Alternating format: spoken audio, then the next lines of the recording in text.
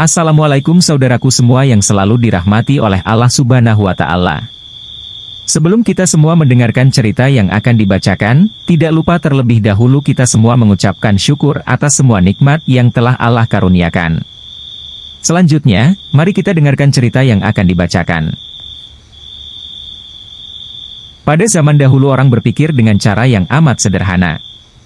Dan karena kesederhanaan berpikir ini, seorang pencuri yang telah berhasil menggondol 100 keping lebih uang emas milik seorang saudagar kaya tidak sudi menyerah. Hakim telah berusaha keras dengan berbagai cara tetapi tidak berhasil menemukan pencurinya. Karena merasa putus asa, pemilik harta itu mengumumkan kepada siapa saja yang telah mencuri harta miliknya merelakan separuh dari jumlah uang emas itu menjadi milik sang pencuri bila sang pencuri bersedia mengembalikan. Tetapi pencuri itu malah tidak berani menampakkan bayangannya. Kini kasus itu semakin ruwet tanpa penyelesaian yang jelas. Maksud baik saudagar kaya itu tidak mendapat tanggapan yang sepantasnya dari sang pencuri.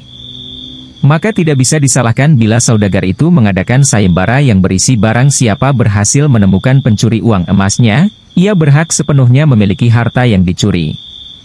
Tidak sedikit orang yang mencoba tetapi semuanya kandas. Sehingga pencuri itu bertambah merasa aman tentram karena ia yakin jati dirinya tak akan terjangkau. Yang lebih menjengkelkan adalah ia juga berpura-pura mengikuti sayembara. Tidak berlebihan bila dikatakan bahwa menghadapi orang seperti ini bagaikan menghadapi jin. Mereka tahu kita, sedangkan kita tidak. Seorang penduduk berkata kepada hakim setempat, "Mengapa Tuan Hakim tidak minta bantuan Abu Nawas saja?" "Bukankah Abu Nawas sedang tidak ada di tempat?" kata hakim itu balik bertanya. "Kemana dia?" tanya orang itu. "Ke Damaskus," jawab hakim. "Untuk keperluan apa?" orang itu ingin tahu. "Memenuhi undangan pangeran negeri itu," kata hakim. "Kapan ia datang?" tanya orang itu lagi. "Mungkin 2 hari lagi," jawab hakim. Kini harapan tertumpu sepenuhnya di atas pundak Abu Nawas. Pencuri yang selama ini merasa aman sekarang menjadi resah dan tertekan. Ia merencanakan meninggalkan kampung halaman dengan membawa uang emas yang berhasil dicuri. Tetapi ia membatalkan niat karena dengan menyingkir keluar daerah berarti sama halnya dengan membuka topeng dirinya sendiri. Lalu bertekad tetap tinggal apapun yang akan terjadi. Abu Nawas telah kembali ke Baghdad karena tugasnya telah selesai. Abu Nawas menerima tawaran mengikuti sayembara menemukan pencuri uang emas. Hati pencuri uang emas itu tambah berdebar tak karuan mendengar Abu Nawas menyiapkan siasat. Keesokan harinya semua penduduk dusun diharuskan berkumpul di depan gedung pengadilan. Abu Nawas hadir dengan membawa tongkat dalam jumlah besar. Tongkat-tongkat itu mempunyai ukuran yang sama panjang. Tanpa berkata-kata Abu Nawas membagi-bagikan tongkat-tongkat yang dibawanya dari rumah. Setelah masing-masing mendapat 1 tongkat, Abu Nawas berpidato. "Tongkat-tongkat itu telah aku mantrai. Besok pagi kalian harus menyerahkan kembali tongkat yang telah aku bagikan. Jangan khawatir, tongkat yang dipegang oleh pencuri selama ini menyembunyikan diri akan bertambah panjang 1 jari telunjuk. Sekarang pulanglah kalian." Orang-orang yang merasa tidak mencuri tentu tidak mempunyai pikiran apa-apa. Tetapi sebaliknya, si pencuri uang emas itu merasa ketakutan. Ia tidak bisa memejamkan mata walaupun malam semakin larut. Ia terus berpikir keras. Kemudian ia memutuskan memotong tongkatnya sepanjang 1 jari telunjuk, dengan begitu tongkatnya akan tetap kelihatan seperti ukuran semula. Pagi hari orang mulai berkumpul di depan gedung pengadilan. Pencuri itu merasa tenang karena ia yakin tongkatnya tidak akan bisa diketahui karena ia telah memotongnya sepanjang 1 jari telunjuk. Bukankah tongkat si pencuri akan bertambah panjang 1 jari telunjuk? Ia memuji kecerdikan diri sendiri karena ia ternyata akan bisa mengelabui Abu Nawas. Antrian panjang mulai terbentuk. Abu Nawas memeriksa tongkat-tongkat yang dibagikan kemarin. Pada giliran si pencuri tiba, Abu Nawas segera mengetahui karena tongkat yang dibawanya bertambah pendek 1 jari telunjuk. Abu Nawas tahu pencuri itu pasti melakukan pemotongan pada tongkatnya karena ia takut tongkatnya bertambah panjang. Kemudian Abu Nawas langsung saja menangkap sang pencuri tersebut. Pencuri itu diadili dan dihukum sesuai dengan kesalahannya. 100 keping lebih uang emas kini berpindah ke tangan Abu Nawas. Tetapi Abu Nawas tetap bijaksana, sebagian dari hadiah itu diserahkan kembali kepada keluarga si pencuri, sebagian lagi untuk orang-orang miskin dan sisanya untuk keluarga Abu Nawas sendiri. Lewat kecerdasan yang dimiliki Abu Nawas, dia mampu menunjukkan jalan untuk menuju hutan yang sangat indah. Atas usahanya tersebut, Abu Nawas pun mendapatkan hadiah dari sang Raja Harun ar-Rasyid. Bagaimana kisahnya? Berikut kisah selengkapnya. Pada suatu hari yang cerah, Raja Harun ar-Rasyid mengalami kejenuhan dan berencana hendak pergi ke hutan yang terkenal akan keindahannya. Raja pun mengajak Abu Nawas sebagai pemandu dalam perjalanan tersebut. "Siap Paduka Raja," kata Abu Nawas. Rupanya Abu Nawas tidak keberatan dengan ajakan rajanya tersebut, dan berangkatlah mereka ke hutan dengan mengendarai keledai sambil bercengkerama di sepanjang perjalanan.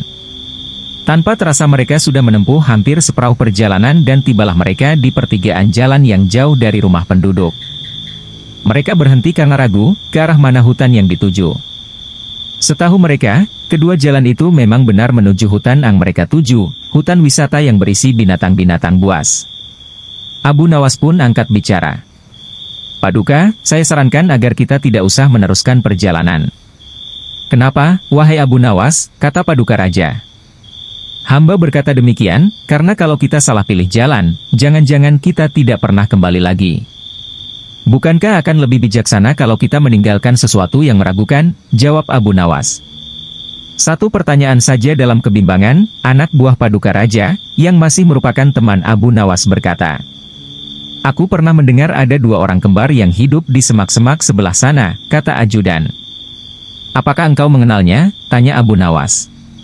"Tidak juga, mereka adalah si yang memiliki rupa sangat mirip, yang satunya selalu berkata jujur dan satunya selalu berkata bohong," jawabnya.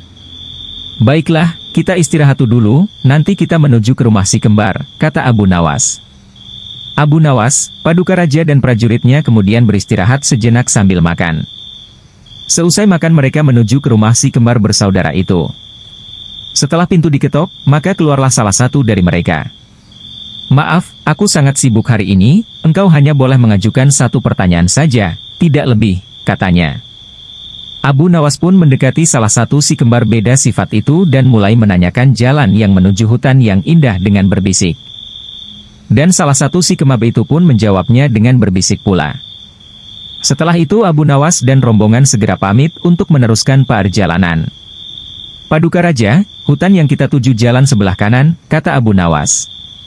"Bagaimana engkau bisa tahu harus ambil jalan arah kanan? Sedangkan kita tidak tahu apakah orang yang kita tanya tadi orang yang selalu berkata benar atau berkata bohong," tanya Paduka Raja. "Wahai Paduka, orang yang aku tanyai tadi menunjukkan jalan sebelah kiri," kata Abu Nawas. Paduka Raja masih juga belum mengerti dengan perkataan Abu Nawas. "Apa maksudnya?" tanya Raja. "Karena orang itu menunjukkan jalan sebelah kiri," jawab Abu Nawas. "Coba jelaskan kepadaku," kata Raja. "Tadi aku bertanya ke orang itu, apakah yang akan dikatakan saudaramu bila aku bertanya jalan mana yang menuju hutan yang indah, dan dia menjawab sebelah kiri. Dengan pertanyaan itu siapapun yang aku tanya entah si kembar yang selalu berbohong maupun si kembar yang selalu berkata benar pasti akan menjawab sebelah kiri." Jawabannya. 1. Bila yang ditanya tadi orang yang selalu berkata benar. Jalan sebelah kiri, karena ia tahu saudara kembarnya akan mengatakan jalan sebelah kiri sebab ia tahu saudara kembarnya selalu berkata bohong. 2. Bila yang ditanya tadi orang yang selalu berkata bohong. Jalan sebelah kiri, karena ia tahu bahwa saudara kembarnya akan mengatakan sebelah kiri, sebab saudaranya selalu berkata benar. Akhirnya rombongan raja itu memilih jalan yang ditunjuk Abu Nawas, tak lama kemudian masuklah mereka ke dalam hutan yang memiliki pemandangan yang indah. Raja pun menjadi senang dan memberikan sebuah hadiah kepada Abu Nawas. Abu Nawas manusia bertelur. Sudah bertahun-tahun Baginda Raja Harun ar-Rasyid ingin mengalahkan Abu Nawas. Namun perangkap-perangkap yang selama ini dibuat semua bisa diatasi dengan cara-cara yang cemerlang oleh Abu Nawas. Baginda Raja tidak putus asa. Masih ada puluhan jaring muslihat untuk menjerat Abu Nawas. Baginda Raja beserta para menteri sering mengunjungi tempat pemandian air hangat yang hanya dikunjungi para pangeran, bangsawan dan orang-orang terkenal. Suatu sore yang cerah ketika Baginda Raja beserta para menterinya berendam di kolam, beliau berkata kepada para menteri, "Aku punya akal untuk menjebak Abu Nawas." "Apakah itu wahai Paduka yang mulia?" tanya salah seorang menteri. "Kalian tak usah tahu dulu. Aku hanya menghendaki kalian datang lebih dini besok sore. Jangan lupa datanglah besok sebelum Abu Nawas datang karena aku akan mengundangnya untuk mandi bersama-sama kita," kata Baginda Raja memberi pengarahan. Baginda Raja memang sengaja tidak menyebutkan tipuan apa yang akan digelar besok. Abu Nawas diundang untuk mandi bersama Baginda Raja dan para menteri di pemandian air hangat yang terkenal itu.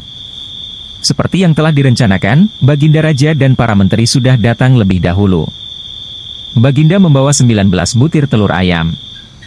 18 butir dibagikan kepada para menterinya. 1 butir untuk dirinya sendiri. Kemudian Baginda memberi pengarahan singkat tentang apa yang telah direncanakan untuk menjebak Abu Nawas. Ketika Abu Nawas datang, Baginda Raja beserta para menteri sudah berendam di kolam. Abu Nawas melepas pakaian dan langsung ikut berendam. Abu Nawas harap-harap cemas. Kira-kira permainan apa lagi yang akan dihadapi? Mungkin permainan kali ini lebih berat karena Baginda Raja tidak memberi tenggang waktu untuk berpikir. Tiba-tiba Baginda Raja membuyarkan lamunan Abu Nawas. Beliau berkata, "Hai Abu Nawas, aku mengundangmu mandi bersama karena ingin mengajak engkau ikut dalam permainan kami." "Permainan apakah itu Paduka yang mulia?" tanya Abu Nawas belum mengerti. "Kita sekali-kali melakukan sesuatu yang secara alami hanya bisa dilakukan oleh binatang. Sebagai manusia kita mesti bisa dengan cara kita masing-masing," kata Baginda sambil tersenyum. "Hamba belum mengerti Baginda yang mulia," kata Abu Nawas agak ketakutan. "Masing-masing dari kita harus bisa bertelur seperti ayam dan barang siapa yang tidak bisa bertelur maka ia harus dihukum," kata Baginda. Abu Nawas tidak berkata apa-apa. Wajahnya nampak murung. Ia semakin yakin dirinya tak akan bisa lolos dari lubang jebakan Baginda dengan mudah. Melihat wajah Abu Nawas murung, wajah Baginda Raja semakin berseri-seri. "Nah, sekarang apalagi yang kita tunggu? Kita menyelam lalu naik ke atas sambil menunjukkan telur kita masing-masing," perintah Baginda Raja. Baginda Raja dan para menteri mulai menyelam, kemudian naik ke atas satu persatu dengan menanting sebutir telur ayam. Abu Nawas masih di dalam kolam. Ia tentu saja tidak sempat mempersiapkan telur karena ia memang tidak tahu kalau ia diharuskan bertelur seperti ayam. Kini Abu Nawas tahu kalau Baginda Raja dan para menteri telah mempersiapkan telur masing-masing 1 butir. Karena belum ada seorang manusia pun yang bisa bertelur dan tidak akan pernah ada yang bisa. Karena dadanya mulai terasa sesak. Abu Nawas cepat-cepat muncul ke permukaan kemudian naik ke atas. Baginda Raja langsung mendekati Abu Nawas. Abu Nawas nampak tenang, bahkan ia berlakau aneh, tiba-tiba saja ia mengeluarkan suara seperti ayam jantan berkokok, keras sekali sehingga Baginda dan para menterinya merasa heran. "Ampun tuanku yang mulia. Hamba tidak bisa bertelur seperti Baginda dan para menteri," kata Abu Nawas sambil membungkuk hormat. "Kalau begitu engkau harus dihukum," kata Baginda bangga. "Tunggu dulu wahai tuanku yang mulia," kata Abu Nawas memohon. "Apalagi hai Abu Nawas," kata Baginda tidak sabar. "Paduka yang mulia, sebelumnya izinkan hamba membela diri. Sebenarnya kalau hamba mau bertelur, hamba tentu mampu. Tetapi hamba merasa menjadi ayam jantan, maka hamba tidak bertelur. Hanya ayam betina saja yang bisa bertelur." "Kukuruyuwo," kata Abu Nawas dengan membusungkan dada. Baginda Raja tidak bisa berkata apa-apa. Wajah Baginda dan para menteri yang semula cerah penuh kemenangan kini mendadak berubah menjadi merah padam karena malu. Sebab mereka dianggap ayam betina. Abu Nawas memang licin, malah kini lebih licin daripada belut. Karena merasa malu, Baginda Raja Harun al-Rashid dan para menteri segera berpakaian dan kembali ke istana tanpa mengucapkan sepatah kata pun. Memang Abu Nawas yang tampaknya blow on itu sebenarnya diakui oleh para ilmuwan sebagai ahli mantik atau ilmu logika. Gampang saja baginya untuk membolak-balikan dan mempermainkan kata-kata guna menjatuhkan mental lawan-lawannya. Lomba mimpi di bulan Ramadan. Setiap bulan Ramadan, umat Islam diwajibkan berpuasa, tak terkecuali Abu Nawas. Abu Nawas merupakan salah satu orang yang rajin berpuasa meskipun banyak teman-temannya yang tidak berpuasa di bulan tersebut. Bagi temannya yang tidak berpuasa, mereka mencoba mengakali sehingga Abu Nawas tidak bisa berbuka puasa karenanya. Lewat kecerdikannya, akhirnya Abu Nawas berhasil makan. Berikut kisahnya. Pada siang di bulan Ramadan, Abu Nawas didatangi oleh dua orang temannya yang tidak berpuasa. Mereka bersekongkol untuk ngerjai Abu Nawas. Tibalah mereka di depan pintu rumah Abu Nawas.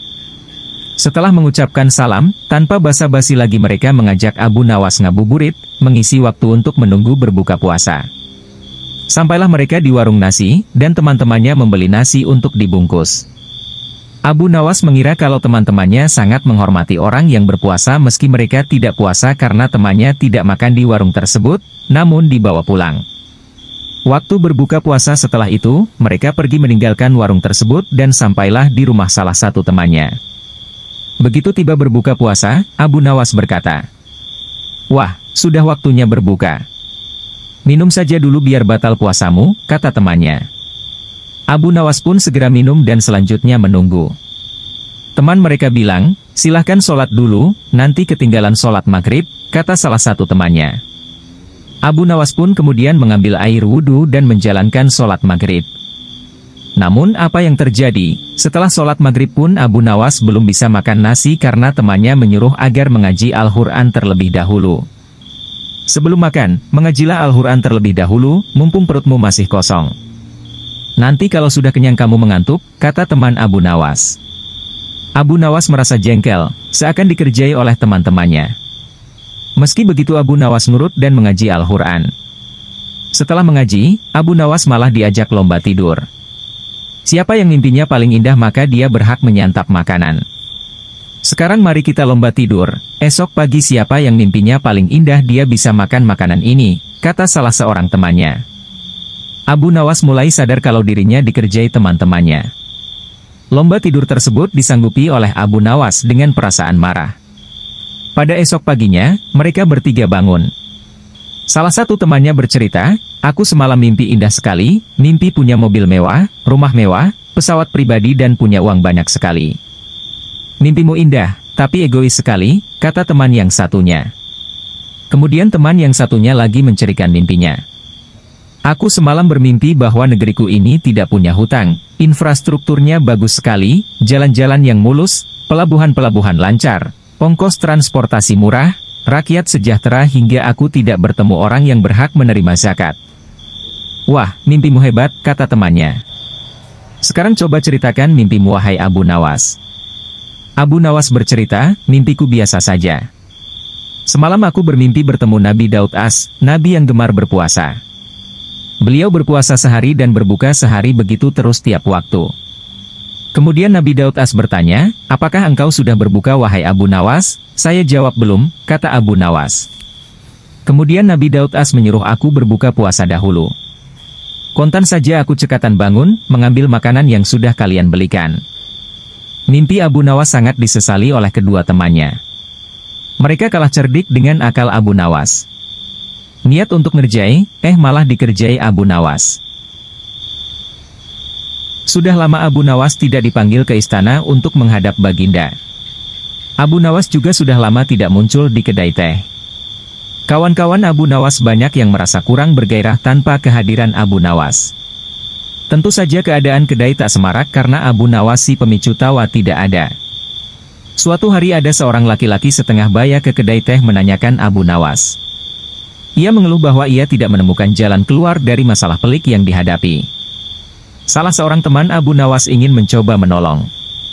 "Cobalah utarakan kesulitanmu kepadaku barangkali aku bisa membantu," kata kawan Abu Nawas. "Baiklah, aku mempunyai rumah yang amat sempit. Sedangkan aku tinggal bersama istri dan ke-8 anak-anakku.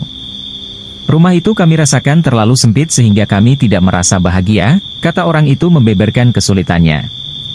Kawan Abu Nawas tidak mampu memberikan jalan keluar, juga yang lainnya. Sehingga mereka menyarankan agar orang itu pergi menemui Abu Nawas di rumahnya saja. Orang itu pun pergi ke rumah Abu Nawas. Dan kebetulan Abu Nawas sedang mengaji. Setelah mengutarakan kesulitan yang sedang dialaminya, Abu Nawas bertanya kepada orang itu, "Punyakah engkau seekor domba?" "Tidak, tetapi aku mampu membelinya," jawab orang itu. Kalau begitu belilah seekor dan tempatkan domba itu di dalam rumahmu, Abu Nawas menyarankan. Orang itu tidak membantah. Ia langsung membeli seekor domba seperti yang disarankan Abu Nawas. Beberapa hari kemudian orang itu datang lagi menemui Abu Nawas. Wahai Abu Nawas, aku telah melaksanakan saranmu, tetapi rumahku bertambah sesat. Aku dan keluargaku merasa segala sesuatu menjadi lebih buruk dibandingkan sebelum tinggal bersama domba, kata orang itu mengeluh. Kalau begitu, belilah lagi beberapa ekor unggas dan tempatkan juga mereka di dalam rumahmu, kata Abu Nawas. Orang itu tidak membantah.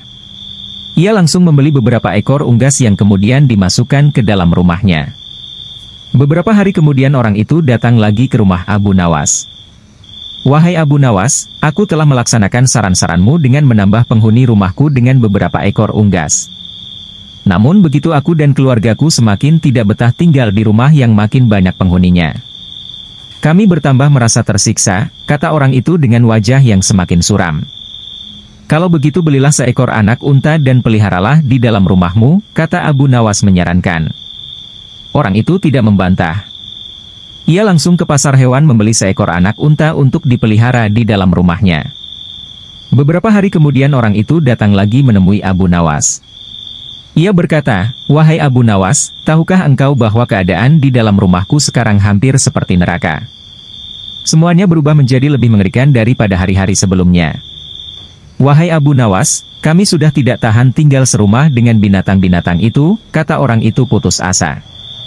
Baiklah, kalau kalian sudah merasa tidak tahan maka jualah anak unta itu, kata Abu Nawas. Orang itu tidak membantah. Ia langsung menjual anak unta yang baru dibelinya.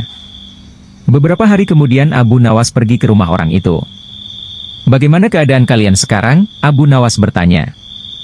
Keadaannya sekarang lebih baik karena anak unta itu sudah tidak lagi tinggal di sini, kata orang itu tersenyum. Baiklah, kalau begitu sekarang juallah unggas-unggasmu, kata Abu Nawas. Orang itu tidak membantah. Ia langsung menjual unggas-unggasnya. Beberapa hari kemudian Abu Nawas mengunjungi orang itu. Bagaimana keadaan rumah kalian sekarang? Abu Nawas bertanya. Keadaan sekarang lebih menyenangkan karena unggas-unggas itu sudah tidak tinggal bersama kami, kata orang itu dengan wajah ceria. Baiklah kalau begitu sekarang juallah domba itu, kata Abu Nawas. Orang itu tidak membantah. Dengan senang hati ia langsung menjual dombanya. Beberapa hari kemudian Abu Nawas bertamu ke rumah orang itu. Ia bertanya, bagaimana keadaan rumah kalian sekarang? Kami merasakan rumah kami bertambah luas karena binatang-binatang itu sudah tidak lagi tinggal bersama kami. Dan kami sekarang merasa lebih berbahagia daripada dulu. Kami mengucapkan terima kasih yang tak terhingga kepadamu Abu Nawas, kata orang itu dengan wajah berseri-seri. Sebenarnya batas sempit dan luas itu tertancap dalam pikiranmu. Kalau engkau selalu bersyukur atas nikmat dari Tuhan maka Tuhan akan mencabut kesempitan dalam hati dan pikiranmu, kata Abu Nawas menjelaskan. Dan sebelum Abu Nawas pulang, ia bertanya kepada orang itu, apakah engkau sering berdoa? Ya, jawab orang itu. Ketahuilah, bahwa doa seorang hamba tidak mesti diterima oleh Allah karena manakala Allah membuka pintu pemahaman kepada engkau ketika dia tidak memberi engkau, maka ketiadaan pemberian itu merupakan pemberian yang sebenarnya. Kisah sang raja nyaris terbunuh. Kisah Abu Nawas kali ini akan mengisahkan tentang Abu Nawas yang berhasil menyerahkan baginda raja untuk dipotong lehernya kepada para tukang bubur kampung Baduy. Berikut kisahnya. Pada suatu hari, Abu Nawas berjalan-jalan hingga ke kampung Baduy di daerah gurun jauh dari kota tempat tinggalnya. Sesampainya di tempat tersebut, ditemuinya ada beberapa orang yang sedang memasak bubur, suasananya ramai sekali. Tanpa disadarinya, ia ditangkap oleh orang-orang itu dan dibawa ke rumah mereka untuk disembelih. Kenapa aku ditangkap? Tanya Abu Nawas. Wahai orang asing, setiap orang yang lewat di sini pasti akan kami tangkap dan kami sembelih seperti kambing dan dimasukkan ke belanga bersama adonan tepung itu. Inilah pekerjaan kami dan itulah makanan kami sehari-hari, jawab salah seorang dari mereka sambil menunjuk ke belanga yang airnya mendidih. Abu Nawas ketakutan juga, namun meski keadaan sedang terjepit, dia masih sempat berpikir jernih. Kalian lihat saja, badanku kurus kering, jadi dagingku tak banyak, kalau kalian mau besok aku bawakan temanku yang badannya gemuk sehingga bisa kalian makan untuk 5 hari lamanya. Aku janji, maka tolong lepaskan aku, pinta Abu Nawas. Karena janjinya itu, Abu Nawas akhirnya dilepaskan. Di sepanjang jalan Abu Nawas berpikir keras untuk menemukan siasat agar dirinya berhasil membawa teman yang gemuk. Terlintas olehnya Baginda Raja. Seharusnya Raja tahu akan berita yang tidak mengenakan ini, dan alangkah baiknya kalau Baginda Raja mengetahui sendiri, gumamnya dalam hati. Abu Nawas segera saja masuk ke dalam istana untuk menghadap Raja. Dengan berbagai bujuk rayu, akhirnya Abu Nawas berhasil mengajak Baginda Raja ke kampung Badu tersebut. Sesampainya di kampung Badu tersebut, si pemilik rumah tanpa banyak bicara langsung saja menangkapnya. Abu Nawas segera meninggalkan tempat itu dan dalam hati dia berpikir, bila Raja pintar, pasti niscaya dia akan bisa membebaskan diri. Tapi kalau bodoh, akan matilah ia karena akan disembelih orang jahat itu. Sementara itu, di dalam rumah, Baginda tidak menyangka akan disembelih. Dengan takutnya dia berkata, jika membuat bubur, dagingku ini tidaklah banyak karena banyak lemaknya. Tapi jika kalian izinkan, kalian akan aku buatkan peci kemudian dijual yang harganya jauh lebih mahal ketimbang harga buburmu itu. Akhirnya mereka menyetujuinya. Baginda telah beberapa hari tidak terlihat di istananya, ia bekerja keras untuk membuat peci untuk orang Badu itu. Namun pada akhirnya beberapa ke depan Baginda dibebaskan oleh para pengawalnya. Dan hukuman untuk Abu Nawas setelah Baginda dibebaskan, barulah Abu Nawas dipanggil untuk mempertanggungjawabkan semua perbuatannya. Abu Nawas dianggap telah mempermalukan rajanya di muka rakyatnya sendiri. Wahai Abu Nawas, engkau ini benar-benar telah mempermalukan aku, perbuatanmu sungguh tidak pantas dan kamu harus dibunuh, ujar Raja Harun Giram. Ya tuanku, sebelum hamba dihukum, perkenankan hamba menyampaikan beberapa hal, kata Abu Nawas membela diri. Baiklah. Tetapi kalau ucapanmu salah, niscaya engkau akan dibunuh hari ini juga, ujar Baginda Raja. Wahai tuanku, alasan hamba menyerahkan kepada si penjual bubur itu adalah ingin menunjukkan kenyataan di dalam masyarakat negeri ini kepada Paduka. Karena semua kejadian di dalam negeri ini adalah tanggung jawab Baginda kepada Allah kelak. Raja yang adil sebaiknya mengetahui perbuatan rakyatnya, kata Abu Nawas. Setelah mendengar ucapan Abu Nawas yang demikian, hilanglah rasa amarah Baginda Raja. Dalam hati beliau membenarkan ucapan Abu Nawas tersebut. Baiklah, engkau aku ampuni atas semua perbuatanmu dan jangan melakukan perbuatan seperti itu lagi kepadaku, tutur Baginda Raja. Kisah dua ibu satu anak. Kisah ini mirip dengan kejadian pada masa Nabi Sulaiman ketika masih muda.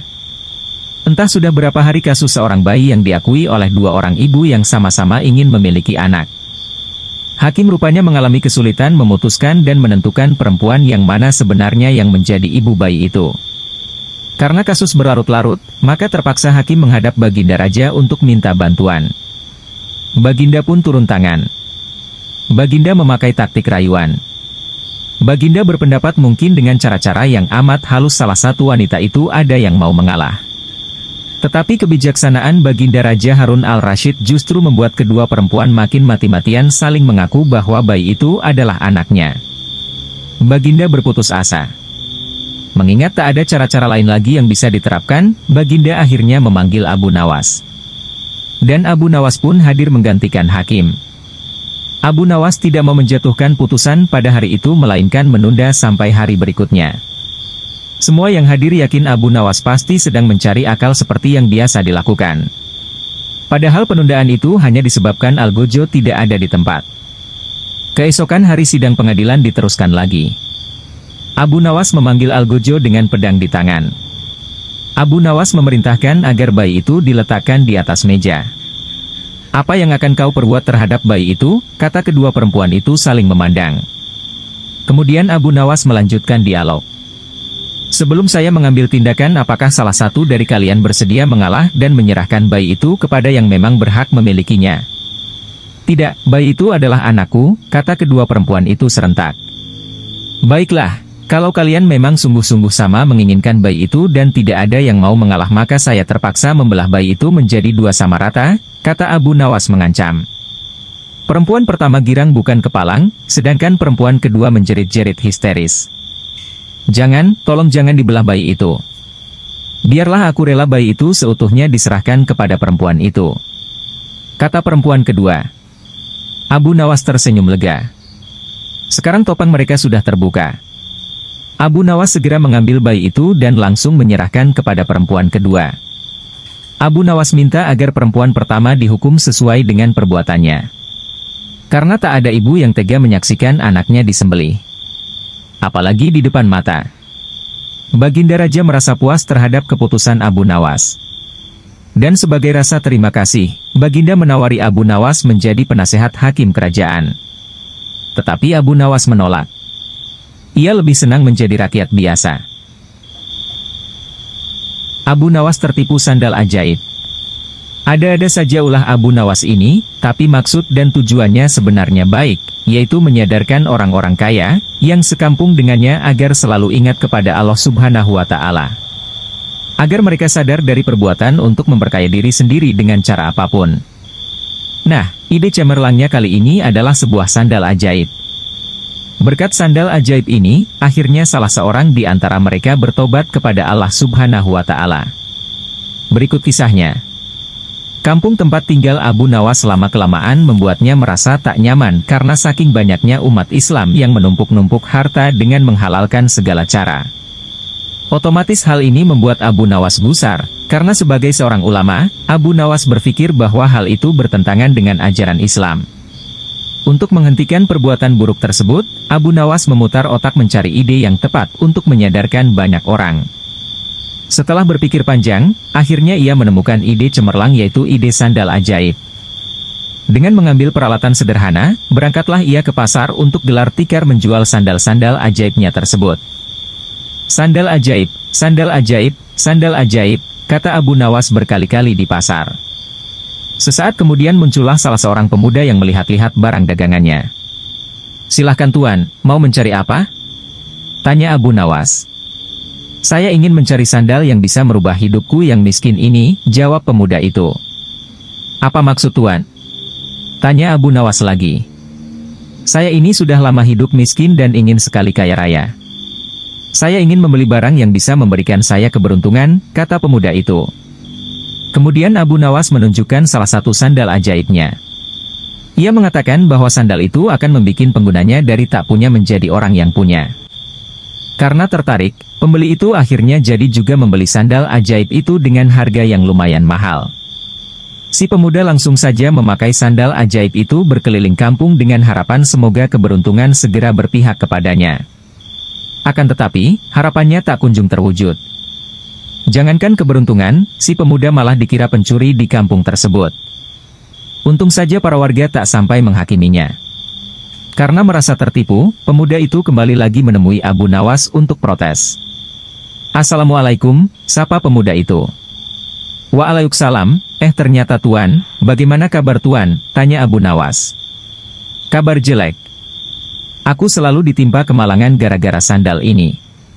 Padahal dulu engkau mengatakan kalau sandal ini bisa mendatangkan keberuntungan, bisa menjadi kaya dan terkenal, tapi mana buktinya, protes si pembeli. Seingat saya tidak pernah mengatakan seperti itu tuan, sergah Abu Nawas.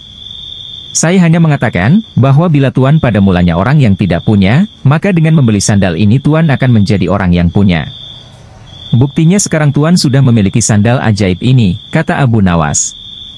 Pembeli bertobat begitu mendengar penuturan Abu Nawas, pemuda itu hanya bisa diam, ia menyadari bahwa dirinya sedang salah tafsir. Lalu mengapa engkau mengatakan bahwa sandal ini ajaib, tanya pembeli. Karena merek sandal ini adalah ajaib, sandal ajaib, jawab Abu Nawas. Akhirnya pemuda itu pergi begitu saja tanpa sepatah kata pun. Tunggu tuan, saya ingin mengatakan sesuatu kepada tuan. Mungkin saja akan ada manfaatnya, kata Abu Nawas. Jangan percaya kepada barang ajaib, karena percaya pada sesuatu selain Allah Subhanahu wa Ta'ala bisa membuat kita syirik dan akan mendapatkan kesusahan di dunia dan akhirat kelak. Buktinya sebagaimana yang tuan alami ini, oleh karena itu, segeralah bertobat kepada Allah Subhanahu wa Ta'ala, kata Abu Nawas. Mendengar penuturan Abu Nawas, sepertinya pemuda itu menyadari kesalahannya. Ternyata banyak sekali hal-hal yang bisa membawa kepada perbuatan yang dimurkai Allah Subhanahu wa Ta'ala. Mulai saat itulah ia bertobat kepada Allah Subhanahu wa Ta'ala. Abu Nawas hadiah tebakan jitu. Baginda Raja Harun al-Rashid kelihatan murung. Semua menterinya tidak ada yang sanggup menemukan jawaban dari dua pertanyaan Baginda. Bahkan para penasihat kerajaan pun merasa tidak mampu memberi penjelasan yang memuaskan Baginda. Padahal Baginda sendiri ingin mengetahui jawaban yang sebenarnya. Mungkin karena amat penasaran, para penasihat Baginda menyarankan agar Abu Nawas saja yang memecahkan dua teka-teki yang membingungkan itu. Tidak begitu lama Abu Nawas dihadapkan. Baginda mengatakan bahwa akhir-akhir ini ia sulit tidur karena diganggu oleh keingintahuan menyingkap dua rahasia alam. Tuanku yang mulia, sebenarnya rahasia alam yang manakah yang Paduka maksudkan? Tanya Abu Nawas ingin tahu. Aku memanggilmu untuk menemukan jawaban dari dua teka-teki yang selama ini menggoda pikiranku, kata Baginda. Bolehkah hamba mengetahui kedua teka-teki itu wahai Paduka junjungan hamba, kata Abu Nawas. Yang pertama, di manakah sebenarnya batas jagat raya ciptaan Tuhan kita? Tanya Baginda. Di dalam pikiran, wahai Paduka yang mulia, jawab Abu Nawas tanpa sedikit pun perasaan ragu. Tuanku yang mulia, ketidakterbatasan itu ada karena adanya keterbatasan. Dan keterbatasan itu ditanamkan oleh Tuhan di dalam otak manusia. Dari itu manusia tidak akan pernah tahu di mana batas jagat raya ini. Sesuatu yang terbatas tentu tak akan mampu mengukur sesuatu yang tidak terbatas, jelas Abu Nawas. Baginda mulai tersenyum karena merasa puas mendengar penjelasan Abu Nawas yang masuk akal. Kemudian Baginda melanjutkan teka-teki yang kedua. Wahai Abu Nawas, manakah yang lebih banyak jumlahnya, bintang-bintang di langit ataukah ikan-ikan di laut? Tanya Raja. Ikan-ikan di laut, jawab Abu Nawas dengan tangkas. Bagaimana kau bisa langsung memutuskan begitu? Apakah engkau pernah menghitung jumlah mereka? Tanya Baginda heran. Paduka yang mulia, bukankah kita semua tahu bahwa ikan-ikan itu setiap hari ditangkapi dalam jumlah besar? Namun begitu jumlah mereka tetap banyak seolah-olah tidak pernah berkurang karena saking banyaknya. Sementara bintang-bintang itu tidak pernah rontok, jumlah mereka juga banyak, jawab Abu Nawas meyakinkan. Seketika itu rasa penasaran yang selama ini menghantui Baginda sirna tak berbekas. Baginda Raja Harun al-Rashid memberi hadiah Abu Nawas dan istrinya uang yang cukup banyak. Lalu, pada suatu ketika di lain hari. Tidak seperti biasa, hari itu Baginda tiba-tiba ingin menyamar menjadi rakyat biasa. Beliau ingin menyaksikan kehidupan di luar istana tanpa sepengetahuan siapapun agar lebih leluasa bergerak. Baginda mulai keluar istana dengan pakaian yang amat sederhana layaknya seperti rakyat jelata. Di sebuah perkampungan beliau melihat beberapa orang berkumpul. Setelah Baginda mendekat, ternyata seorang ulama sedang menyampaikan kuliah tentang alam barzah. Tiba-tiba ada seorang yang datang dan bergabung di situ, lalu bertanya kepada ulama itu. Kami menyaksikan orang kafir pada suatu waktu dan mengintip kuburnya, tetapi kami tiada mendengar mereka berteriak dan tidak pula melihat penyiksaan-penyiksaan yang katanya sedang dialaminya. Maka bagaimana cara membenarkan sesuatu yang tidak sesuai dengan yang dilihat mata? Ulama itu berpikir sejenak kemudian ia berkata, untuk mengetahui yang demikian itu harus dengan panca indera yang lain. Ingatkah kamu dengan orang yang sedang tidur? Dia kadangkala bermimpi dalam tidurnya digigit ular, diganggu dan sebagainya. Ia juga merasa sakit dan takut ketika itu bahkan memekik dan keringat bercucuran pada keningnya. Ia merasakan hal semacam itu seperti ketika tidak tidur. Sedangkan engkau yang duduk di dekatnya menyaksikan keadaannya seolah-olah tidak ada apa-apa. Padahal apa yang dilihat serta dialaminya adalah dikelilingi ular-ular. Maka jika masalah mimpi yang remeh saja sudah tidak mampu mata lahir melihatnya, mungkinkah engkau bisa melihat apa yang terjadi di alam barzah? Baginda Raja terkesan dengan penjelasan ulama itu. Baginda masih ikut mendengarkan kuliah itu. Kini ulama itu melanjutkan kuliahnya tentang alam akhirat. Dikatakan bahwa di surga tersedia hal-hal yang amat disukai nafsu, termasuk benda-benda. Salah satu benda-benda itu adalah mahkota yang amat luar biasa indahnya. Tak ada yang lebih indah dari barang-barang di surga karena barang-barang itu tercipta dari cahaya. Saking indahnya maka satu mahkota jauh lebih bagus dari dunia dan isinya. Baginda makin terkesan. Beliau pulang kembali ke istana. Baginda sudah tidak sabar ingin menguji kemampuan Abu Nawas. Abu Nawas dipanggil, setelah menghadap Baginda. Raja pun bertanya, aku menginginkan engkau sekarang juga berangkat ke surga kemudian bawakan aku sebuah mahkota surga yang katanya tercipta dari cahaya itu. Apakah engkau sanggup Abu Nawas? Sanggup Paduka yang mulia, kata Abu Nawas langsung menyanggupi tugas yang mustahil dilaksanakan itu. Tetapi Baginda harus menyanggupi pula satu syarat yang akan hamba ajukan. Sebutkan syarat itu, kata Baginda Raja. Hamba mohon Baginda menyediakan pintunya agar hamba bisa memasukinya. Pintu apa? Tanya Baginda belum mengerti. Pintu alam akhirat, jawab Abu Nawas. Apa itu? Tanya Baginda ingin tahu. Kiamat. Wahai Paduka yang mulia, masing-masing alam mempunyai pintu. Pintu alam dunia adalah liang peranakan ibu. Pintu alam barzah adalah kematian. Dan pintu alam akhirat adalah kiamat. Surga berada di alam akhirat. Bila Baginda masih tetap menghendaki hamba mengambilkan sebuah mahkota di surga, maka dunia harus kiamat terlebih dahulu. Kata Abu Nawas menjelaskan. Mendengar penjelasan Abu Nawas, Baginda Raja terdiam. Di sela-sela kebingungan Baginda Raja Harun al-Rashid, Abu Nawas bertanya lagi. Masihkah Baginda menginginkan mahkota dari surga? Baginda Raja tidak menjawab. Beliau diam 1000 bahasa, sejenak kemudian Abu Nawas mohon diri karena Abu Nawas sudah tahu jawabnya. Selamatkan Raja dengan sorban usang. Kisah Abu Nawas, tak ada habisnya untuk diceritakan hingga kapanpun. Seperti pada kali ini, kisah Abu Nawas akan mengisahkan sepak terjang kecerdikan Abu Nawas dalam menyelamatkan rajanya dari rongrongan para pengkhianat. Selidik punya selidik, ternyata yang telah melakukan pengkhianatan adalah para menteri raja sendiri. Berkata bantuan Abu Nawas yang pandai ini, akhirnya bisa ditemukan juga nama menteri yang telah berkhianat. Berikut kisahnya. Pada suatu hari di kerajaan yang dipimpin oleh Raja Harun al-Rashid telah terjadi huru-hara. Rakyatnya tidak lagi mendapat ketenangan seperti biasanya karena telah terjadi penculikan dan pembunuhan yang misterius. Raja dan para prajuritnya akhirnya mengetahui bahwa huru-hara tersebut bukan datang dari musuh, namun dari dalam istana sendiri yang diotaki oleh para menterinya. Namun, Raja sangat kesulitan untuk mencari siap yang berseongkol terhadap tindakan penculikan dan pembunuhan tersebut karena dia melihat bahwa para menterinya semuanya taat kepadanya. Dari itu, dipanggillah Abu Nawas yang dikenal memiliki otak yang cerdas. Akhir-akhir ini aku gelisah, seolah ada seseorang yang hendak mengkudeta kerajaanku. Apa ada yang salah dengan kepemimpinanku? Tanya Raja kepada Abu Nawas. Ampun beribu ampun Baginda, apa yang bisa hamba lakukan untuk membantu? Tanya Abu Nawas. Begini wahai Abu Nawas, berilah cara kepadaku untuk menguji kesetiaan para menteriku, kata Raja dengan iming-iming hadiah. Baiklah Paduka, berilah hamba waktu sehari saja agar bisa memikirkan caranya, ujar Abu Nawas sambil berenjak meninggalkan rajanya. Tes kesetiaan menteri-menteri setibanya di rumah, Abu Nawas berpikir keras untuk menemukan cara yang terbaik dan jitu. Karena kelelahan, Abu Nawas akhirnya tertidur dengan lelapnya. Pada keesokan harinya ketika ia hendak sholat subuh, ia menemukan sorban yang berbau tidak sedap. Sorban itu memang telah lama tidak dicuci oleh istrinya. Dari situlah Abu Nawas menemukan cara jitu untuk menguji kesetiaan para menteri kerajaan. Setelah sholat subuh, Abu Nawas segera bergegas menuju istana kerajaan untuk menghadap Raja Harun al-Rashid.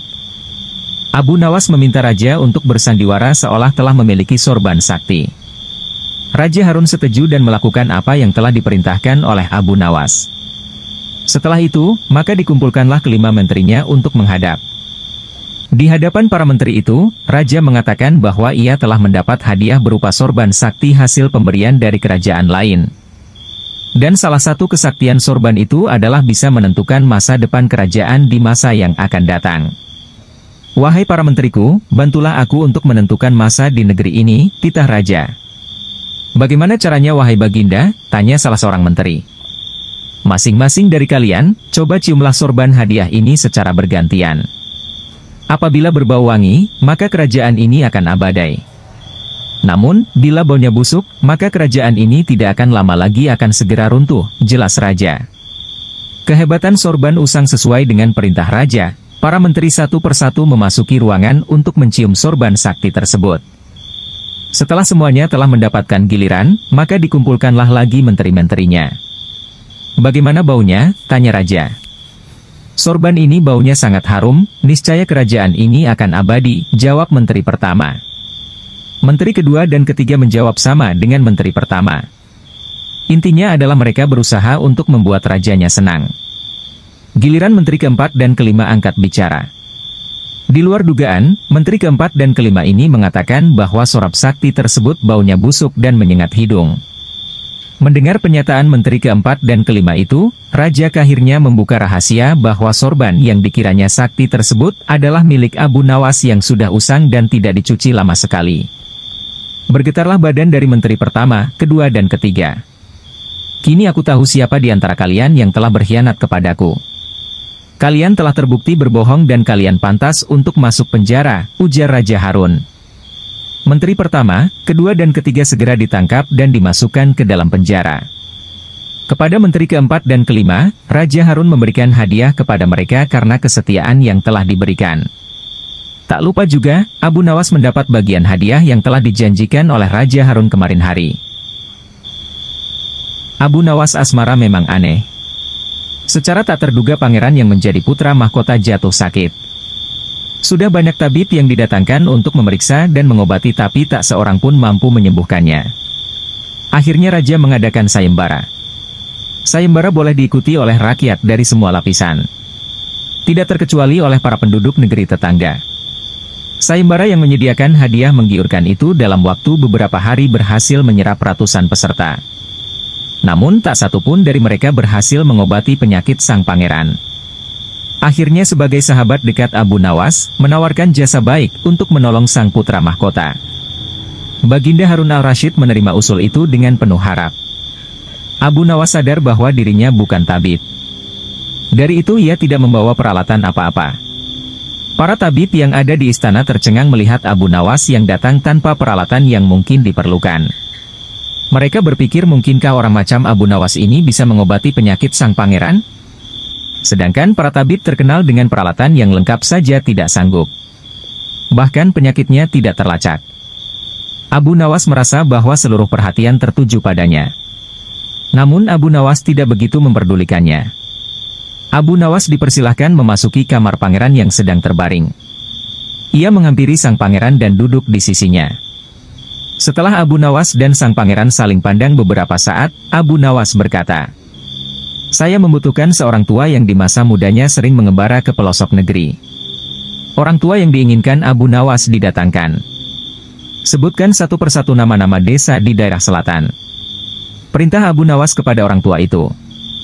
Ketika orang tua itu menyebutkan nama-nama desa bagian selatan, Abu Nawas menempelkan telinganya ke dada sang pangeran. Kemudian Abu Nawas memerintahkan agar menyebutkan bagian utara, barat dan timur. Setelah semua bagian negeri disebutkan, Abu Nawas mohon agar diizinkan mengunjungi sebuah desa di sebelah utara. Raja merasa heran. "Engkau kuundang ke sini bukan untuk bertamasya." "Hamba tidak bermaksud berlibur yang mulia," kata Abu Nawas. "Tetapi aku belum paham," kata Raja. "Maafkan hamba paduka yang mulia." "Kah? Kurang bijaksana rasanya bila hamba jelaskan sekarang," kata Abu Nawas. Abu Nawas pergi selama 2 hari.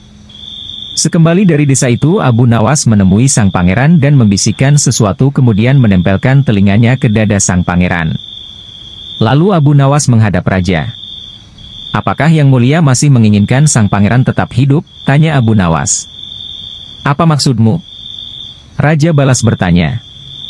Sang pangeran sedang jatuh cinta pada seorang gadis desa di sebelah utara negeri ini. Kata Abu Nawas menjelaskan. "Bagaimana kau tahu?" Ketika nama-nama desa di seluruh negeri disebutkan, tiba-tiba degup jantungnya bertambah keras ketika mendengarkan nama sebuah desa di bagian utara negeri ini. Dan sang pangeran tidak berani mengutarakannya kepada Baginda. "Lalu apa yang harus aku lakukan?" tanya Raja. "Mengawinkan pangeran dengan gadis desa itu." "Kalau tidak," tawar Raja ragu-ragu. "Cinta itu buta. Bila kita tidak berusaha mengobati kebutaannya, maka ia akan mati." Rupanya saran Abu Nawas tidak bisa ditolak. Sang pangeran adalah putra satu-satunya yang merupakan pewaris tunggal kerajaan. Abu Nawas benar. Begitu mendengar persetujuan sang raja, sang pangeran berangsur-angsur pulih. Sebagai tanda terima kasih Raja memberi Abu Nawas sebuah cincin permata yang amat indah. Abu Nawas tertipu obat ajaib. Memang semua sudah tahu dan kagum akan kecerdasan Abu Nawas, tak ada yang meragukan sama sekali. Pada suatu hari, Raja Harun ar-Rasyid telah mempermalukan Abu Nawas dengan menyiram air kencing di depan para tamu undangan. Abu Nawas hanya bisa terdiam, namun dalam hati dia merencanakan sesuatu di lain hari. Kisahnya figur Abu Nawas ini memang sangat lihai dalam menyelesaikan masalah. Tidak hanya lucu saja, akan tetapi juga bijaksana sehingga Abu Nawas tidak dapat dianggap enteng. Raja sangat bangga memiliki warga seperti Abu Nawas ini. Namun, pada pihak lain dari diri Abu Nawas juga sangat menjengkelkan Raja karena ulahnya yang selalu tidak tahu diri. Oleh karena itulah Baginda Raja tak pernah berhenti memeras otaknya untuk membalas Abu Nawas. Seperti pada tahun-tahun sebelumnya, setiap bulan Rabiul Awal diadakan acara Maulid Nabi. Sambil tersenyum, Baginda Raja bergumam dalam hati, "Awas ya kamu Abu Nawas, kali ini kamu pasti kena." Acara Maulid Nabi pun tibalah waktunya, dan diselenggarakan di istana. Pada saat itu semua pembesar negeri hadir termasuk putra-putra mahkota dari kerajaan sebelah, termasuk pula Abu Nawas ikutan diundang. Dengan perintah Raja, semua yang hadir di acara Maulid Nabi tersebut dipersilahkan untuk berdiri dan kemudian disirami dengan air mawar yang menebarkan bau harum. Kecuali Abu Nawas, dia disiram dengan air kencing. Membalas tipuan Raja setelah disiram dengan air kencing tersebut, jadi sadarlah Abu Nawas kalau dirinya telah dipermalukan di depan para pembesar negeri. Dia bungkam 1000 bahasa dan hanya bisa bergumam dalam hati. "Baiklah, hari ini Paduka telah memberiku kuah tak sedap, esok hari aku akan membalasnya dengan isinya." Sejak saat itu Abu Nawas tidak pernah menjejakkan kakinya di istana. Raja pun menjadi kangen dibuatnya karena kelucuannya saat bercerita. Ketika Raja memanggilnya ke istana, rupanya Abu Nawas tidak bersedia dengan alasan sakit yang membuat tubuhnya lemah lunglai. Karena khawatir telah terjadi sesuatu dengan diri Abu Nawas, Raja pun ingin menengoknya diiringi dengan beberapa petinggi kerajaan. Pucuk dicinta ulam tiba, begitu mendengar Raja menuju ke rumahnya, Abu Nawas yang dalam keadaan segar bugar itu pun langsung memasang aksi. Matanya terpejam, badan tergeletak lemah lunglai. Namun, sebelum dia beraksi demikian, dia telah terlebih dahulu menyuruh istrinya menyiapkan obat ajaib yang berbentuk bulatan kecil. Dan di antara bulatan obat ajaib itu terdapat 2 butir yang dibubuhi tinja di dalamnya. Tak berapa lama kemudian Raja sudah ada di depan pintu rumah Abu Nawas. "Wahai Abu Nawas, apa yang kamu telan itu?" tanya Raja. "Inilah yang disebut obat ajaib, resepnya hamba peroleh lewat mimpi tadi malam. Jika saya menelan 2 butir niscaya akan sembuh," jawab Abu Nawas yang terlentang dan segera bangun setelah menelan pil yang kedua. "Kalau begitu, aku juga mau minum obat ajaib itu," kata Raja. "Baiklah tuanku. Paduka berbaringlah dan pejamkan mata seperti hamba sekarang ini, tidak boleh duduk, apalagi berdiri," kata Abu Nawas. Raja pun menuruti perintah Abu Nawas. Obat ajaib begitu mata Raja terpejam, Abu Nawas cepat-cepat memasukkan butiran obat ajaib yang telah dibubuhi tinja itu ke mulut Raja. Tiba-tiba saja Baginda Raja bangkit sambil membelalakkan matanya. "Hai Abu Nawas, engkau memberiku makan tinja ya," kata Raja. Maka Abu Nawas pun segera bersimpuh sambil memberi hormat kepada rajanya. "Wahai Khalifah, dulu Baginda memberi hamba kuahnya, sekarang hamba memberi isinya. Jikalau Baginda tidak memberi hamba uang 100 dinar, kejadian itu akan hamba ceritakan kepada halayak ramai," kata Abu Nawas. "Diamlah hai Abu Nawas, jangan ngomong kepada siapa-siapa, nanti aku akan memberimu uang 100 dinar, kata Raja. Setelah itu, Raja dan semua pengikutnya kembali ke istana. Mereka menyiapkan pundi-pundi yang berisi uang 100 dinar. Nah, untuk kesekian kalinya Abu Nawas berhasil memperdaya rajanya, berhasil mengalahkan rajanya. Abu Nawas mendemo sang hakim atau kadi. Pada suatu sore, ketika Abu Nawas sedang mengajar murid-muridnya, ada 2 orang tamu datang ke rumahnya. Yang seorang adalah wanita tua penjual kahwa, sedang satunya lagi adalah seorang pemuda berkebangsaan Mesir. Wanita tua itu berkata beberapa patah kata kemudian diteruskan dengan si pemuda Mesir. Setelah mendengar pengaduan mereka, Abu Nawas menyuruh murid-muridnya menutup kitab mereka. "Sekarang pulanglah kalian. Ajak teman-teman kalian datang kepadaku pada malam hari ini sambil membawa cangkul, penggali, kapak dan martil serta batu." Murid-murid Abu Nawas merasa heran, namun mereka begitu patuh kepada Abu Nawas. Dan mereka merasa yakin gurunya selalu berada membuat kejutan dan berada di pihak yang benar. Pada malam harinya mereka datang ke rumah Abu Nawas dengan membawa peralatan yang diminta oleh Abu Nawas. Berkata Abu Nawas, "Hai kalian semua. Pergilah malam hari ini untuk merusak rumah Tuan Kadi yang baru jadi." "Hah, merusak rumah Tuan Kadi?" gumam semua muridnya keheranan. "Apa, kalian jangan ragu. Laksanakan saja perintah gurumu ini," kata Abu Nawas menghapus keraguan murid-muridnya. "Barang siapa yang mencegahmu, jangan kau pedulikan, terus pecahkan saja rumah Tuan Kadi yang baru. Siapa yang bertanya, katakan saja aku yang menyuruh merusak. Barang siapa yang hendak melempar kalian, maka pukullah mereka dan lemparilah dengan batu." Habis berkata demikian, murid-murid Abu Nawas bergerak ke arah rumah Tuan Kadi. Laksana demonstran mereka berteriak-teriak menghancurkan rumah Tuan Kadi. Orang-orang kampung merasa heran melihat kelakukan mereka. Lebih-lebih ketika tanpa basa-basi lagi mereka langsung merusak rumah Tua Kadi. Orang-orang kampung itu berusaha mencegah perbuatan mereka, namun karena jumlah murid-murid Abu Nawas terlalu banyak maka orang-orang kampung tak berani mencegah. Melihat banyak orang merusak rumahnya, Tuan Kadi segera keluar dan bertanya, "Siapa yang menyuruh kalian merusak rumahku?" Murid-murid itu menjawab, "Guru kami Tuan Abu Nawas yang menyuruh kami." Habis menjawab begitu mereka bukannya berhenti malah terus menghancurkan rumah Tuan Kadi hingga rumah itu roboh dan rata dengan tanah. Tuan Kadi hanya bisa marah-marah karena tidak orang yang berani membelanya. "Dasar Abu Nawas provokator, orang gila. Besok pagi aku akan melaporkannya kepada Baginda." Benar, esok harinya Tuan Kadi mengadukan kejadian semalam sehingga Abu Nawas dipanggil menghadap Baginda. Setelah Abu Nawas menghadap Baginda, ia ditanya, "Hai Abu Nawas, apa sebabnya kau merusak rumah Kadi itu?" Abu Nawas menjawab, "Wahai tuanku, sebabnya ialah pada suatu malam hamba bermimpi, bahwasanya Tuan Kadi menyuruh hamba merusak rumahnya. Sebab rumah itu tidak cocok baginya, ia menginginkan rumah yang lebih bagus lagi. Ya, karena mimpi itu maka hamba merusak rumah Tuan Kadi." Baginda berkata, "Hai Abu Nawas, bolehkah hanya karena mimpi sebuah perintah dilakukan? Hukum dari negeri mana yang kau pakai itu?" Dengan tenang Abu Nawas menjawab, "Hamba juga memakai hukum Tuan Kadi yang baru ini tuanku." Mendengar perkataan Abu Nawas seketika wajah Tuan Kadi menjadi pucat. Latar diam 1000 bahasa. "Hai Kadi, benarkah kau mempunyai hukum seperti itu?" tanya Baginda. Tapi Tuan Kadi tiada menjawab, wajahnya nampak pucat, tubuhnya gemetaran karena takut.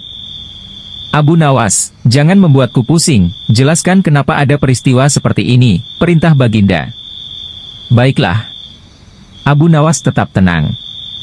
"Baginda, beberapa hari yang lalu ada seorang pemuda Mesir datang ke negeri Baghdad ini untuk berdagang sambil membawa harta yang banyak sekali. Pada suatu malam ia bermimpi kawin dengan anak Tuan Kadi dengan mahar sekian banyak. Ini hanya mimpi Baginda." Tetapi Tuan Kadi yang mendengar kabar itu langsung mendatangi si pemuda Mesir dan meminta mahar anaknya.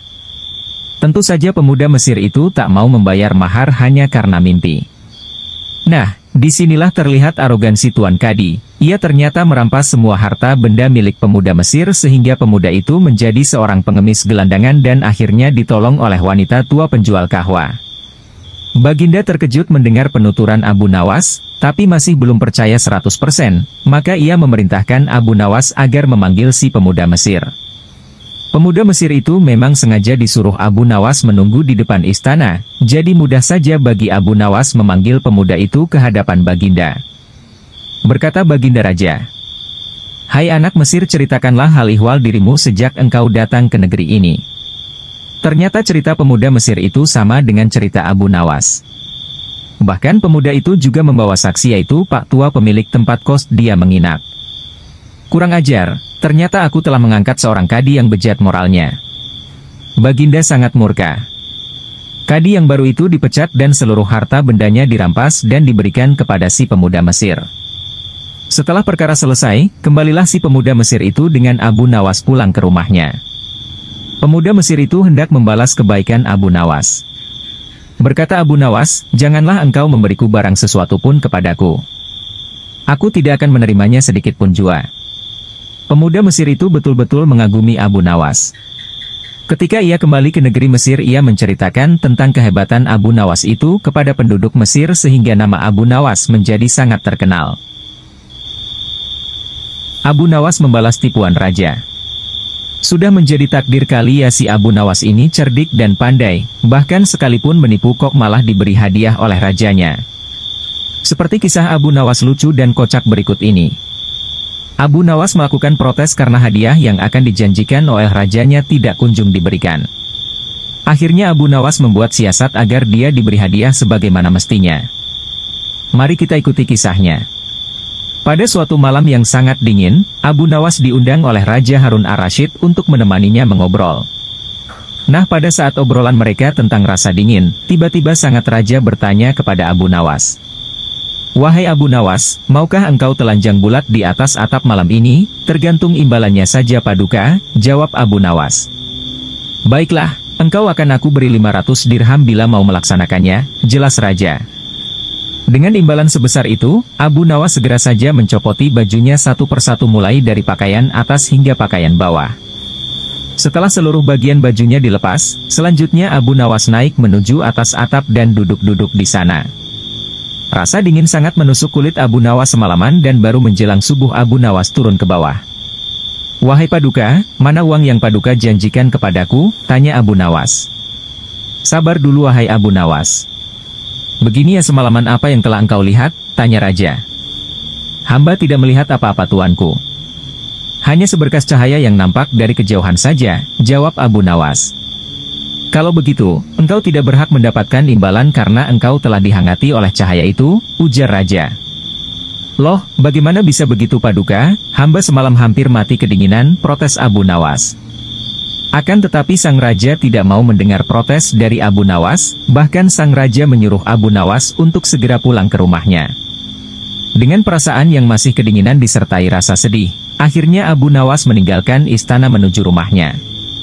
Dalam perjalanan, Abu Nawas berkata dalam hati, "Bagaimana mungkin baginda ini ingkar janji? Baiklah, aku harus mendapatkan hakku yang tadi." Setelah selang beberapa hari, Abu Nawas menghadap Raja Harun ar-Rasyid. Abu Nawas mengundang rajanya untuk jamuan makan-makan di rumahnya. Raja Harun pun menerima undangan tersebut. Pagi-pagi sekali Abu Nawas sudah muncul di istana dengan tujuan menjemput raja bersama dengan rombongan kerajaan. Di tengah perjalanan, Abu Nawas minta izin kepada rajanya untuk mendahului mereka dengan alasan ada hal yang harus dikerjakan, terutama menyiapkan hal penyambutan meriah kepada rajanya. Tidak beberapa lama kemudian, Abu Nawas sudah berada di tempat pesta. "Ayo, cepatlah dirikan kemah," teriak Abu Nawas kepada murid-muridnya. Abu Nawas rupanya menyuruh murid-muridnya agar keadaan menjadi siap dalam penyambutan nanti. Ada pula yang menyalakan api di bawah pohon besar. Kemudian ada periuk-periuk yang telah diisi dengan daging dan digantungkan di dahan-dahan pohon itu. Raja Harun ar-Rasyid dan rombongan datang. Setelah sejenak mengobrol, Abu Nawas mulai bercerita macam-macam agar rajanya menjadi senang. Karena keasyikan mengobrol itu, Raja Harun terlihat memegangi perut pertanda rasa lapar sudah menjaar di tubuhnya. "Wahai Abu Nawas, mana makanannya?" tanya raja. "Sabar Baginda, apinya lamban sekali panasnya, padahal sejak dari tadi pagi dinyalakan," jawab Abu Nawas. "Api jenis apa itu kok lamban sekali panasnya?" "Coba antar aku ke dapur," ujar raja. Setelah tiba di dapur, sang raja merasa sangat heran karena ada api namun tidak ada makanan yang sedang dimasak. "Mana makanannya?" tanya raja. "Itu Baginda, ada di atas dahan pohon," jawab Abu Nawas sambil menunjuk pohon. "Pantas saja, bagaimana mungkin bisa matang kalau yang dimasak di atas sana sedangkan apinya ada di bawah, terlalu jauh jaraknya," ujar raja keheranan. "Sama saja Baginda dengan kasusku beberapa hari yang lalu, bagaimana tubuhku ini dihangatkan oleh cahaya yang berada di kejauhan," ucap Abu Nawas menjelaskan. Sang Raja Harun ar-Rasyid langsung tertawa mendengar perkataan Abu Nawas tersebut. Ia kemudian memerintahkan salah seorang pengawalnya untuk memberikan hadiah berlipat 2 kali dari yang pernah ia janjikan kepada Abu Nawas. "Selamat ya Abu Nawas, 1000 dirham lalu buat apa tuh?" Abu Nawas debat kusir tentang ayam. Melihat ayam betinanya bertelur, Baginda tersenyum. Beliau memanggil pengawal agar mengumumkan kepada rakyat bahwa kerajaan mengadakan sayembara untuk umum. Sayembara itu berupa pertanyaan yang mudah tetapi memerlukan jawaban yang tepat dan masuk akal. Barang siapa yang bisa menjawab pertanyaan itu akan mendapat imbalan yang amat menggiurkan. 1 pundi penuh uang emas. Tetapi bila tidak bisa menjawab maka hukuman yang menjadi akibatnya. Banyak rakyat yang ingin mengikuti sayembara itu terutama orang-orang miskin. Beberapa dari mereka sampai meneteskan air liur. Mengingat beratnya hukuman yang akan dijatuhkan maka tak mengherankan bila pesertanya hanya 4 orang. Dan salah satu dari para peserta yang amat sedikit itu adalah Abu Nawas. Aturan main sayembara itu ada 2. Pertama, jawaban harus masuk akal. Kedua, peserta harus mampu menjawab sanggahan dari Baginda sendiri. Pada hari yang telah ditetapkan para peserta sudah siap di depan panggung. Baginda duduk di atas panggung. Beliau memanggil peserta pertama. Peserta pertama maju dengan tubuh gemetar. Baginda bertanya, manakah yang lebih dahulu, telur atau ayam? Telur, jawab peserta pertama. Apa alasannya? Tanya Baginda. Bila ayam lebih dahulu itu tidak mungkin karena ayam berasal dari telur. Kata peserta pertama menjelaskan. Kalau begitu siapa yang mengerami telur itu? Sanggah Baginda. Peserta pertama pucat pasi. Wajahnya mendadak berubah putih seperti kertas, ia tidak bisa menjawab. Tanpa ampun ia dimasukkan ke dalam penjara. Kemudian peserta kedua maju. Ia berkata, Paduka yang mulia, sebenarnya telur dan ayam tercipta dalam waktu yang bersamaan. Bagaimana bisa bersamaan? Tanya Baginda. Bila ayam lebih dahulu itu tidak mungkin karena ayam berasal dari telur. Bila telur lebih dahulu itu juga tidak mungkin karena telur tidak bisa menetas tanpa dierami. Kata peserta kedua dengan mantap. Bukankah ayam betina bisa bertelur tanpa ayam jantan? Sanggah Baginda memojokkan. Peserta kedua bingung. Ia pun dijebloskan ke dalam penjara. Lalu giliran peserta ketiga. Lah berkata, Tuanku yang mulia, sebenarnya ayam tercipta lebih dahulu daripada telur. Sebutkan alasanmu. Kata Baginda. Menurut hamba, yang pertama tercipta adalah ayam betina. Kata peserta ketiga meyakinkan. Lalu bagaimana ayam betina bisa beranak pinak seperti sekarang? Sedangkan ayam jantan tidak ada. Kata Baginda memancing. Ayam betina bisa bertelur tanpa ayam jantan. Telur dirami sendiri. Lalu menetas dan menurunkan anak ayam jantan. Kemudian menjadi ayam jantan dewasa dan mengawini induknya sendiri. Peserta ketiga berusaha menjelaskan. Bagaimana bila ayam betina mati sebelum ayam jantan yang sudah dewasa sempat mengawininya? Peserta ketiga pun tidak bisa menjawab sanggahan Baginda. Lah pun dimasukkan ke penjara. Kini tiba giliran Abu Nawas. Ia berkata, yang pasti adalah telur dulu, baru ayam. Coba terangkan secara logis. Kata Baginda ingin tahu. Ayam bisa mengenal telur, sebaliknya telur tidak mengenal ayam. Kata Abu Nawas singkat. Agak lama Baginda Raja merenung. Kali ini Baginda tidak nyanggah alasan Abu Nawas. Abu Nawas membalas kekejaman sang raja. Abu Nawas hanya tertunduk sedih mendengarkan penuturan istrinya. Tadi pagi beberapa pekerja kerajaan atas Titan langsung Baginda Raja membongkar rumah dan terus menggali tanpa bisa dicegah. Kata mereka tadi malam Baginda bermimpi bahwa di bawah rumah Abu Nawas terpendam emas dan permata yang tak ternilai harganya. Tetapi setelah mereka terus menggali ternyata emas dan permata itu tidak ditemukan. Dan Baginda juga tidak meminta maaf kepada Abu Nawas apabila mengganti kerugian. Inilah yang membuat Abu Nawas memendam dendam. Lama Abu Nawas memeras otak, namun belum juga ia menemukan muslihat untuk membalas Baginda. Makanan yang dihidangkan oleh istrinya tidak dimakan karena nafsu makannya lenyap. Malam pun tiba, namun Abu Nawas tetap tidak beranjak. Keesokan hari Abu Nawas melihat lalat-lalat mulai menyerbu makanan Abu Nawas yang sudah basi. Ia tiba-tiba tertawa riang. Tolong ambilkan kain penutup untuk makananku dan sebatang besi, Abu Nawas berkata kepada istrinya. Untuk apa? Tanya istrinya heran. Membalas Baginda Raja. Kata Abu Nawas singkat. Dengan muka berseri-seri Abu Nawas berangkat menuju istana. Setiba di istana Abu Nawas membungkuk hormat dan berkata, Ampun tuanku, hamba menghadap tuanku Baginda hanya untuk mengadukan perlakuan tamu-tamu yang tidak diundang. Mereka memasuki rumah hamba tanpa izin dari hamba dan berani memakan makanan hamba. Siapakah tamu-tamu yang tidak diundang itu wahai Abu Nawas? Sergap Baginda kasar. Lalat-lalat ini tuanku, kata Abu Nawas sambil membuka penutup piringnya. Kepada siapa lagi kalau bukan kepada Baginda junjungan hamba mengadukan perlakuan yang tidak adil ini. Lalu keadilan yang bagaimana yang engkau inginkan dariku? Tanya raja. Hamba hanya menginginkan izin tertulis dari Baginda sendiri agar hamba bisa dengan leluasa menghukum lalat-lalat itu. Baginda raja tidak bisa mengelakkan diri menotak permintaan Abu Nawas karena pada saat itu para menteri sedang berkumpul di istana. Maka dengan terpaksa Baginda membuat surat izin yang isinya memperkenankan Abu Nawas memukul lalat-lalat itu dimanapun mereka hinggap. Tanpa menunggu perintah, Abu Nawas mulai mengusir lalat-lalat di piringnya hingga mereka terbang dan hinggap di sana-sini. Dengan tongkat besi yang sudah sejak tadi dibawanya dari rumah, Abu Nawas mulai mengejar dan memukuli lalat-lalat itu. Ada yang hinggap di kaca. Abu Nawas dengan leluasa memukul kaca itu hingga hancur. Kemudian vas bunga yang indah, kemudian giliran patung hias sehingga sebagian dari istana dan perabotannya remuk diterjang tongkat besi Abu Nawas. Bahkan Abu Nawas tidak merasa malu memukul lalat yang kebetulan hinggap di tempayan Baginda Raja. Baginda Raja tidak bisa berbuat apa-apa kecuali menyadari kekeliruan yang telah dilakukan terhadap Abu Nawas dan keluarganya. Dan setelah merasa puas, Abu Nawas mohon diri. Barang-barang kesayangan Baginda banyak yang hancur. Bukan hanya itu saja, Baginda juga menanggung rasa malu. Kini ia sadar betapa kelirunya berbuat semena-mena kepada Abu Nawas. Abu Nawas yang nampak lucu dan sering menyenangkan orang itu ternyata bisa berubah menjadi garang dan ganas serta mampu membalas dendam terhadap orang yang mengusiknya. Abu Nawas pulang dengan perasaan lega. Istrinya pasti sedang menunggu di rumah untuk mendengarkan cerita apa yang dibawa dari istana.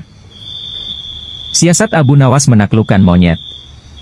Pada suatu hari Abu Nawas tengah melihat pertunjukan monyet ajaib. Ajaib karena si monyet ini hanya mau diperintah oleh pemiliknya saja. Kalau diperintah oleh orang lain maka dia akan menolak. Namun, dengan kecerdasan yang dimilikinya, Abu Nawas akhirnya berhasil mengecoh si monyet sehingga menuruti perkataan Abu Nawas. Ikuti kisahnya berikut ini. Pada suatu hari yang cerah, Abu Nawas telah mendapatkan perintah dari Raja Harun ar-Rasyid untuk mengamati dan mencari tahu kekurangan yang ada pada rakyatnya. Maklumlah, selain terkenal sebagai penyair ulung, Abu Nawas juga termasuk salah satu orang kepercayaan Baginda Raja. Karena usulan-usulan dan petuahnya yang seringkali tidak masuk akal. Namun tetap bisa menjadi solusi ketika masalah sedang tiba melanda. Pada suatu malam, Abu Nawas melangkahkan kedua kakinya dengan santai menyisir kota. Selama dalam perjalanan, ia sama sekali tidak melihat adanya sesuatu yang dirasa janggal. Karena kesejahteraan penduduk pada waktu itu boleh dibilang cukup layak. Pertunjukan monyet. Akan tetapi, pada saat Abu Nawas tengah berada di depan tanah lapang yang sering digunakan penduduk untuk mengadakan hajatan. Tiba-tiba langkah kakinya terhenti dengan adanya kerumunan massa yang begitu banyak. Abu Nawas pun bertanya kepada temannya yang bernama Husin yang secara kebetulan baru melihat pertunjukan di sana. Ada pertunjukan apa di sana? Tanya Abu Nawas. Pertunjukan keliling yang melibatkan monyet ajaib, jawab Husin. Apa maksudmu dengan monyet ajaib? Tanya Abu Nawas. Monyet tersebut bisa mengerti bahasa manusia dan yang lebih menakjubkan lagi, monyet itu hanya mau tunduk kepada pemiliknya saja, jelas Husin. Ancaman Abu Nawas kepada monyet. Jawaban Husin itu telah membuat Abu Nawas semakin tertarik dan penasaran. Dia langsung pamit pada temannya itu untuk melihat pertunjukan monyet itu. Ketika Abu Nawas sudah berada di tengah kerumunan pada penonton. Ternyata, sang pemilik monyet dengan bangga menawarkan hadiah yang cukup besar bagi siapa saja yang sanggup membuat monyet itu mengangguk-angguk. Tak heran bila banyak di antara penonton mencoba satu persatu, mereka berusaha dengan berbagai cara untuk membuat monyet itu mengangguk-angguk. Namun, hasilnya adalah sia-sia belaka. Melihat kegigihan si monyet tersebut, Abu Nawas semakin penasaran. Akhirnya Abu Nawas maju ke depan untuk mencobanya. Setelah berhadapan dengan monyet itu, Abu Nawas bertanya, "Tahukah engkau siapa aku ini?" Si monyet menggeleng-gelengkan kepala. apakah engkau tidak takut kepadaku? Tanya Abu Nawas. Si monyet menggelengkan kepalanya. Abu Nawas berhasil. Apakah engkau takut kepada tuanmu? Tanya Abu Nawas memancing dan si monyet mulai ragu. Bila engkau tetap diam, maka aku akan laporkan kepada tuanmu, ancam Abu Nawas kepada monyet. Seketika itu juga, si monyet yang pada dasarnya hanya takut kepada tuannya, secara spontan saja mengangguk-anggukan kepala. Hore! Sontak saja para penonton bersorak karena ada orang yang mampu membuat si monyet mengangguk-anggukan kepala. Karena keberhasilan Abu Nawas tersebut, maka ia telah mendapatkan hadiah berupa uang yang lumayan banyak. Di lain pihak, si pemilik monyet bukan main marahnya. Pemilik monyet pun memukuli monyetnya dengan sebatang kayu karena malu terhadap pertunjukan itu. Abu Nawas basuh tangan 120 kali. Abu Nawas bekerja sebagai orang kepercayaan Raja Ali Ibnu Bakri. Abu Nawas dikenali sebagai orang cerdik dan ahli dongeng yang termasyur. Suatu hari Raja mengalami ketegangan pikiran selepas bekerja sepanjang hari mengurus rakyat. Sang Raja memerintahkan kepada Abu Nawas bercerita mengenai kisah-kisah aneh dan ajaib, yang menjadi kegemaran Sang Raja, untuk menghilangkan sedikit ketegangan jiwa yang dialaminya. Kebiasaannya, Raja mendengar kisah-kisah Abu Nawas pada malam hari, yaitu sebelum Sang Raja menidurkan matanya. Abu Nawas menjawab, dengan senang hati, "Wahai Raja yang baik dan bahagia." Dikisahkan, wahai Raja yang bahagia, salah seorang pelayan istana berkata kepada Raja Cina. Wahai Raja zaman ini, tuan rumah memerintahkan para pelayannya agar mengambil air dan semua yang diperlukan untuk membasuh tangan salah seorang tamunya yang dianggap agak ganjil dan aneh. Tamu itu lalu membasuh tangannya dengan air bercampur sabun, garam dan daun sebanyak 120 kali basuhan. Selepas itu barulah ia makan ragut, sejenis makanan yang berasal dari sebuah desa di Baghdad, tetapi pemuda itu memakannya seolah-olah dengan perasaan jijik dan mual. Sementara kami memandangnya dengan penuh keheranan, sebab tangannya dan malah sekujur tubuhnya menggigil. Bila kami melihat tangannya, barulah kami mengetahui bahwa ibu jarinya terpotong, dia makan hanya dengan 4 jari, sehingga menyebabkan makanan itu berjatuhan dari tangannya. Kami menyoalnya dengan heran, apa yang terjadi dengan ibu jarimu?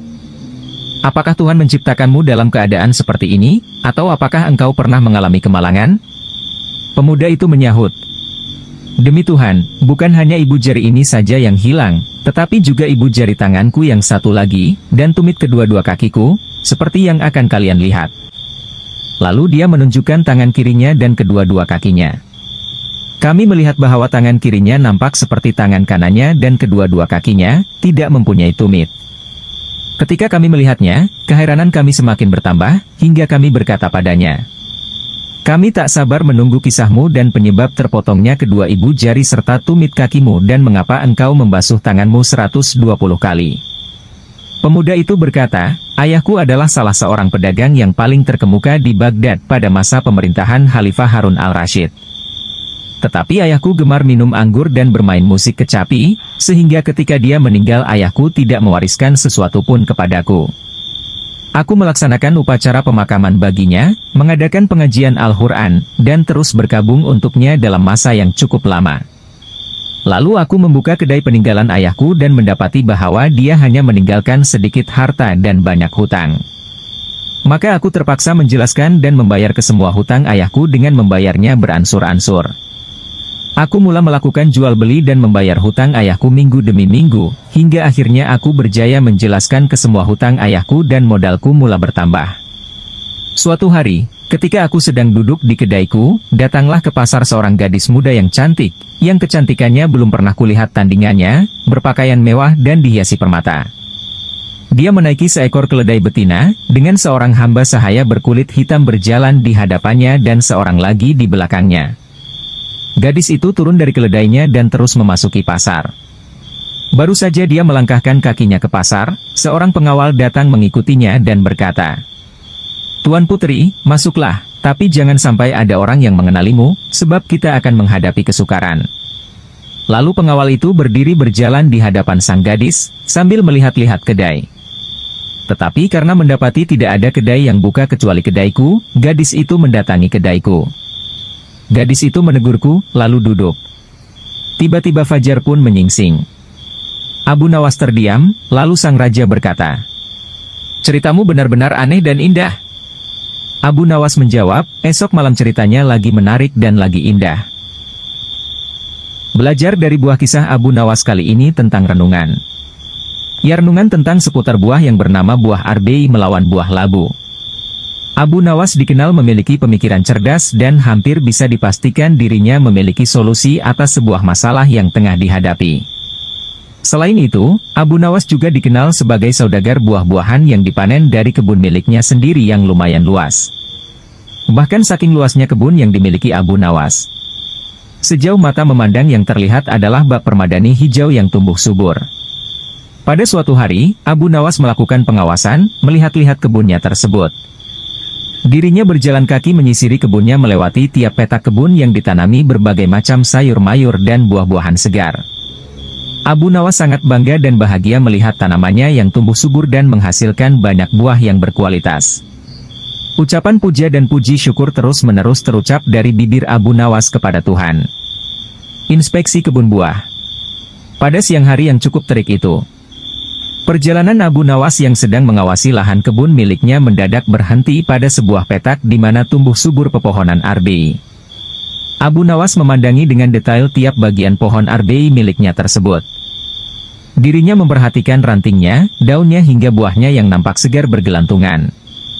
Karena terik matahari begitu panas tepat di atas kepala dan dirinya merasa lelah, Abu Nawas kemudian berhenti dan beristirahat di bawah pohon arbei yang lebat. Bekal makanan yang sudah disiapkan oleh istrinya segera dibuka dan disantapnya. Kali ini makanan yang dia bawa tidak pedas-pedas amat, sangat enak gumanya dalam hati. Dengan ditemani semilir angin yang sepoi-sepoi, Abu Nawas puas menikmati makanan dari istrinya tersebut. Setelah kenyang, dirinya menyandarkan diri pada batang pohon arbei sambil melihat ke atas, dilihatnya buah arbei yang ranum. Sesaat itu pula dirinya memandangi buah labu yang ada di petak seberang, betapa besar buahnya serta ranum. Bukan Abu Nawas kalau dirinya hanya memandang saja. Ya, seperti biasa, Abu Nawas mulai merenungi buah-buahan yang tumbuh segar dari kebun miliknya. Tiba-tiba saja terlintas sebuah pemikiran di benak Abu Nawas. Aku itu heran, apa sebabnya ya pohon arbei yang sebesar ini namun buahnya hanya kecil saja. Padahal, pohon labu yang merambat dan mudah patah saja bisa menghasilkan buah yang besar-besar, ujar Abu Nawas dalam hati. Kejatuhan buah arbei. Tak lama berselang, angin kecil pun bertiup menghampiri Abu Nawas yang sedang beristirahat seolah-olah langsung menjawab pertanyaan yang ada dalam benaknya. Ranting arbei pun bergerak-gerak dan saling bergesekan dan sesaat kemudian ada sebiji buah arbei jatuh tepat di kepala Abu Nawas yang sedang tidak bersorban itu. Aha, aku tahu sebabnya, ujar Abu Nawas. Beruntung bagi Abu Nawas di siang itu hanya kejatuhan buah arbei saat sedang beristirahat. Bagaimana jadinya jika saat itu dirinya kejatuhan buah labu? Allah Subhanahu wa Ta'ala menciptakan semua makhluknya yang ada di muka bumi ini dengan kekurangan dan kelebihan masing-masing, di mana semua itu berjalan sesuai dengan fungsinya, saling keterikatan dan saling membutuhkan. Abu Nawas dan pukulan jadi dinar. Pada suatu hari Abu Nawas menghadap ke istana. Ia pun bercakap-cakap dengan Sultan dengan riang gembira. Tiba-tiba terlintas dalam pikiran di benak Sultan. Bukankah ibu si Abu Nawas ini sudah meninggal? Aku ingin mencoba kepandaiannya sekali lagi. Aku ingin menyuruh dia membawa ibunya ke istanaku ini. Kalau berhasil akan aku beri hadiah 100 dinar. Hai, Abu Nawas, titah Sultan. Besok bawalah ibumu ke istanaku, nanti aku beri engkau hadiah 100 dinar. Abu Nawas kaget.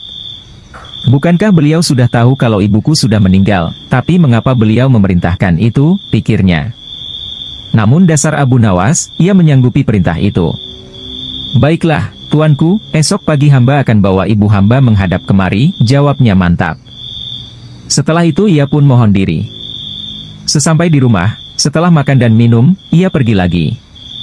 Dijelajahinya sudut-sudut negeri itu, menyusuri jalan, lorong dan kampung, untuk mencari seorang perempuan tua yang akan dijadikan sebagai ibu angkat.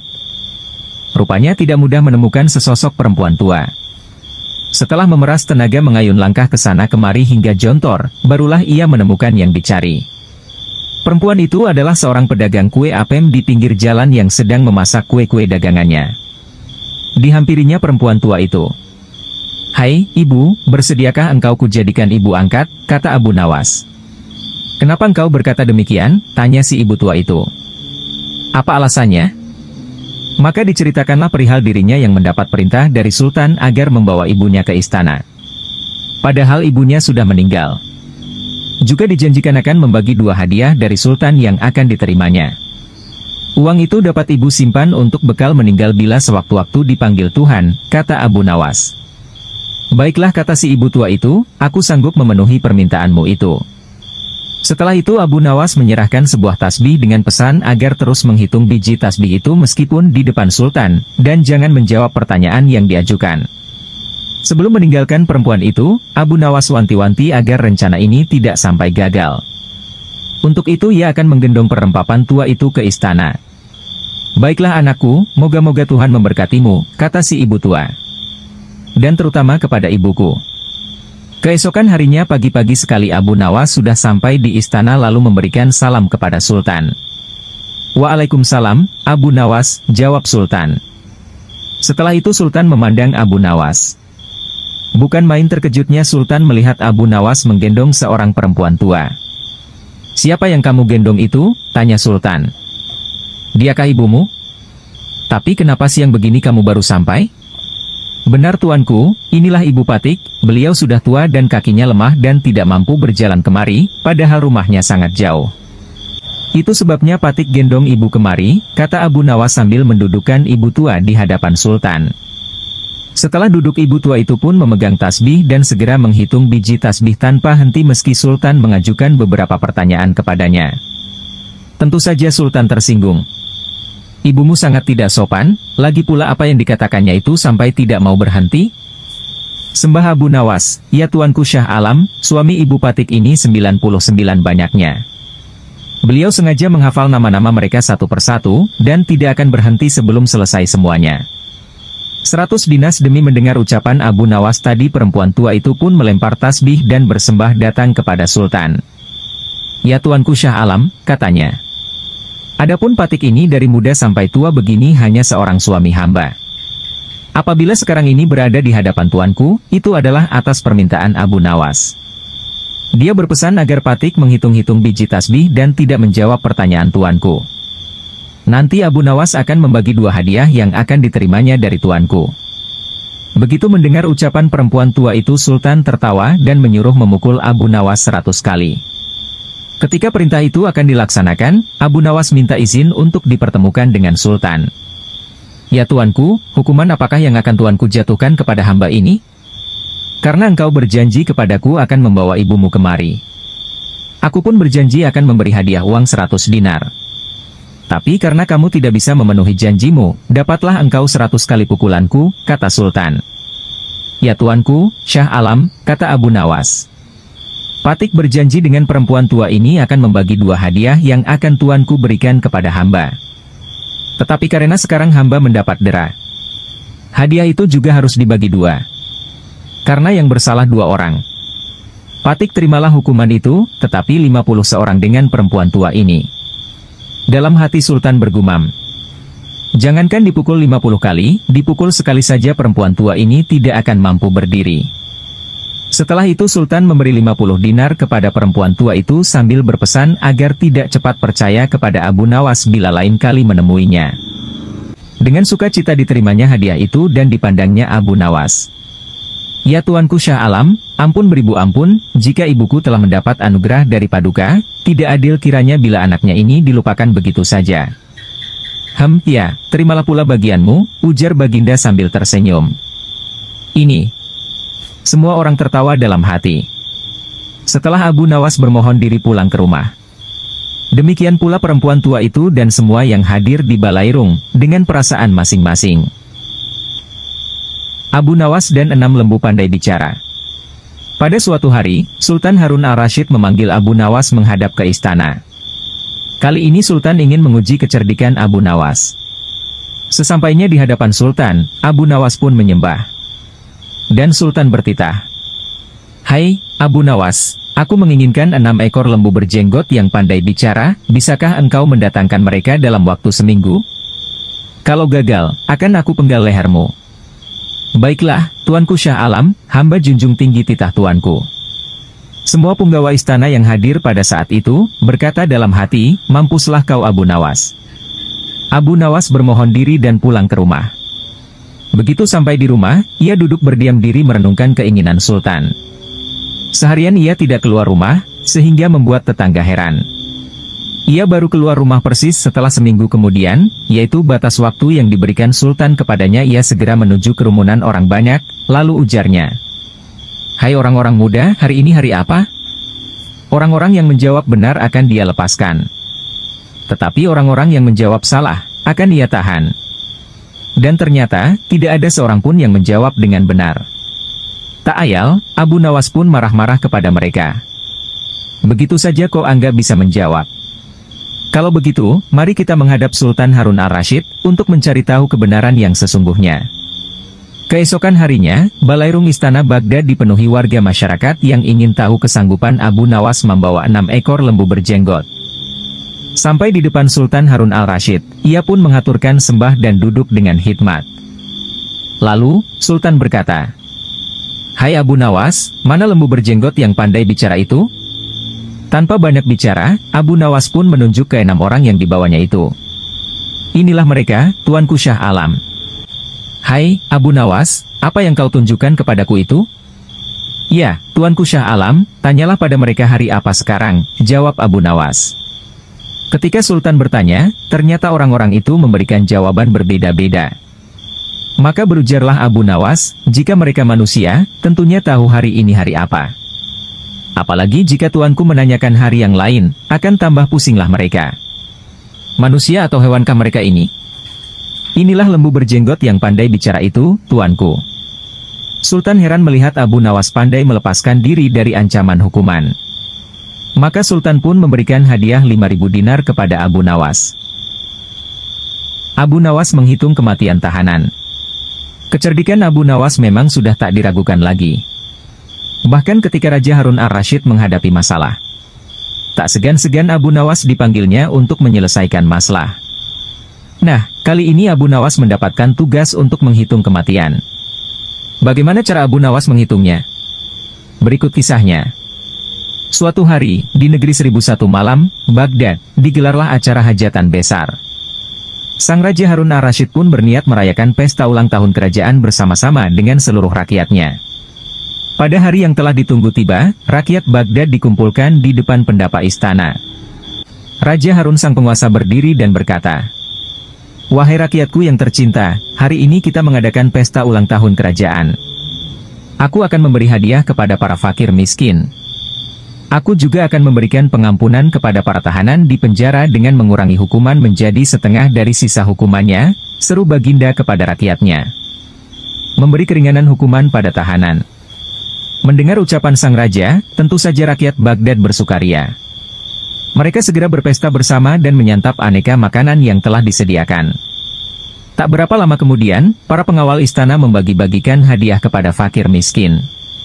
Setelah dipastikan seluruh rakyatnya yang fakir miskin mendapatkan hadiah, Raja pun memanggil para tahanan-tahanan pertama yang mendapatkan kesempatan adalah bernama Sofyan.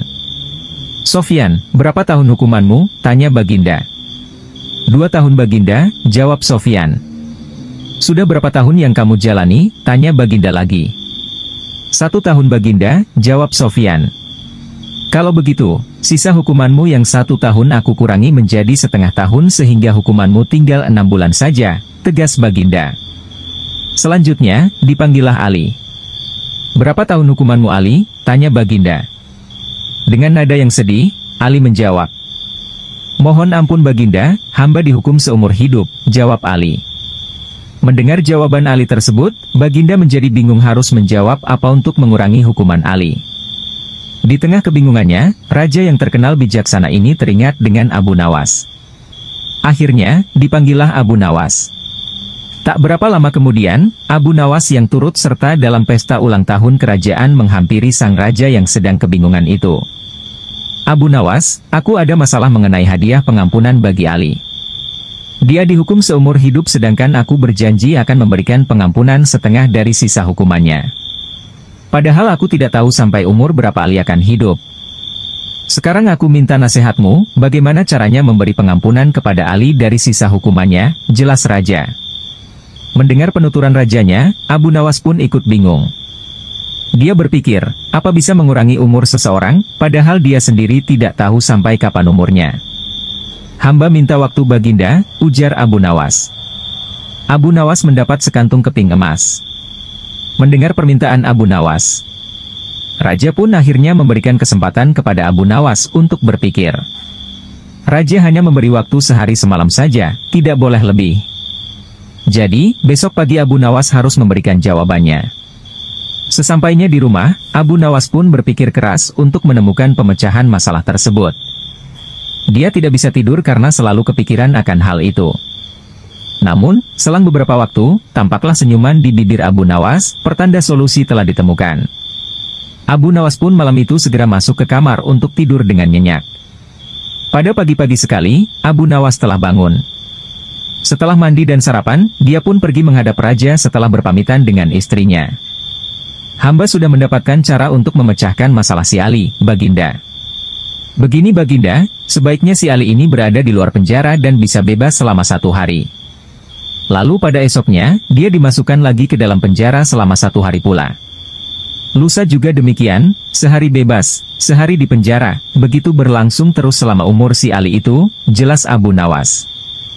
Baginda Raja tersenyum. Engkau memang pandai Abu Nawas. Kalau begitu, kamu juga akan aku beri hadiah, yaitu sekantung keping emas, ujar sang raja. Setelah itu, Abu Nawas pulang dengan wajah yang ceria. Abu Nawas menduduki singgasana raja. Jika tak dapat berkelit dari hukuman, maka bukan Abu Nawas namanya. Ia selalu memiliki banyak cara dan alasan agar lolos dari hukuman. Dengan tenangnya Abu Nawas ini menduduki singgasana raja, bahkan ia sampai menjual harga diri rajanya agar lolos dari hukuman. Berikut kisahnya. Kecerdikan akal dan pikiran Abu Nawas sudah tersebar di seluruh penjuru kerajaan yang dipimpin oleh Raja Harun ar-Rasyid. Bahkan raja sendiri pun mengakui kehebatan Abu Nawas hingga mengajaknya tinggal di istana. Raja Harun telah memberikan kebebasan kepada Abu Nawas untuk keluar masuk istana tanpa prosedur yang berbelit. Dengan hadirnya Abu Nawas di istana, maka raja dapat setiap saat meminta pertimbangan. Pendapat kepada Abu Nawas dalam setiap keputusannya, sebagai penasehat kerajaan. Namun, tampaknya kali ini Abu Nawas mulai bosan tinggal di istana, ia tidak terbiasa dengan hidup berfoya-foya. Meskipun semua yang diinginkan selalu tersedia. Namun Abu Nawas memilih ingin tinggal di luar istana. Ia rindu sekali untuk menggarap sawah dan merawat hewan ternaknya. Dari sinilah kemudian muncul dalam pikiran Abu Nawas untuk keluar dari istana. Diputarlah otaknya untuk mencari alasan agar ia bisa keluar. Menduduki singgasana raja. Setelah semalaman dipikirkan, Abu Nawas menemukan cara jitu untuk keluar dari lingkungan istana. Pada keesokan harinya, ia sengaja bangun pagi-pagi sekali kemudian pergi ke ruang utama istana. Saat itu suasana masih sepi. Hanya terdapat beberapa pengawal. Raja Harun sendiri masih terbaring di tempat tidurnya. Pada saat Abu Nawas itulah Abu Nawas mendekati singgasana raja dan mendudukinya.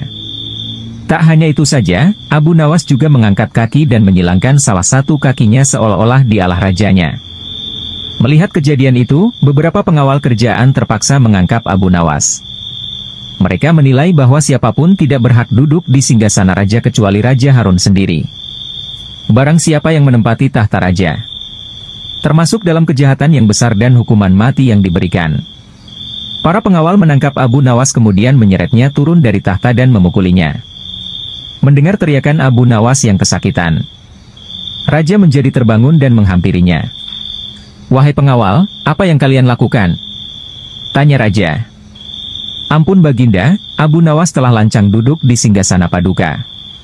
Kami terpaksa menyeret dan memukulinya," jawab salah seorang pengawal. Sesaat setelah itu, Abu Nawas tiba-tiba saja menangis. Tangisannya sengaja ia buat kencang sekali sehingga banyak menyita perhatian penduduk istana lainnya. "Benarkah yang dikatakan pengawal itu wahai Abu Nawas?" kata Raja Harun. "Benar Paduka," jawab Abu Nawas. Tujuan keluar istana tercapai. Raja sangat terkejut dengan penuturan Abu Nawas itu. Jika sesuai peraturan yang ada, Abu Nawas akan dikenai hukuman mati. Namun, Raja Harun tak sampai hati melaksanakannya mengingat begitu banyak jasa yang diberikan Abu Nawas kepada kerajaan. Sudahlah, tak usah menangis. Jangan khawatir, aku tidak akan menghukummu. Cepat hapus air matamu, ucap sangat raja. Wahai Baginda, bukan pukulan mereka yang membuatku menangis. Aku menangis karena kasihan terhadap Paduka, kata Abu Nawas yang membuat raja tercengang oleh ucapan itu. Engkau mengasihaniku? Tanya Raja Harun.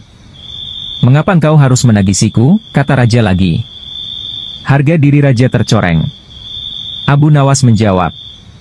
Wahai raja, aku cuma duduk di tahtamu sekali. Tapi mereka telah memukuliku dengan begitu keras. Apalagi Paduka telah menduduki tahta selama 20 tahun. Pukulan seperti apa yang akan Paduka terima? Aku menangis karena memikirkan nasib Paduka yang malang, jawab Abu Nawas. Jawaban itu membuat raja tak bisa berbuat apa-apa. Ia tak menyangka Abu Nawas menjual harga dirinya di depan banyak pengawal. Oleh karena itu, Raja Harun hanya menghukum Abu Nawas untuk dikeluarkan dari istana. Baiklah jika demikian.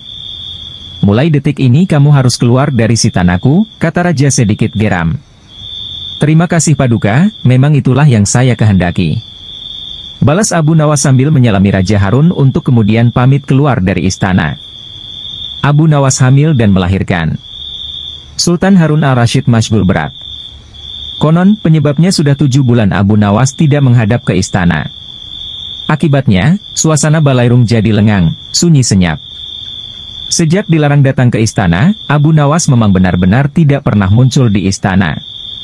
Mungkin Abu Nawas marah kepadaku, pikir Sultan.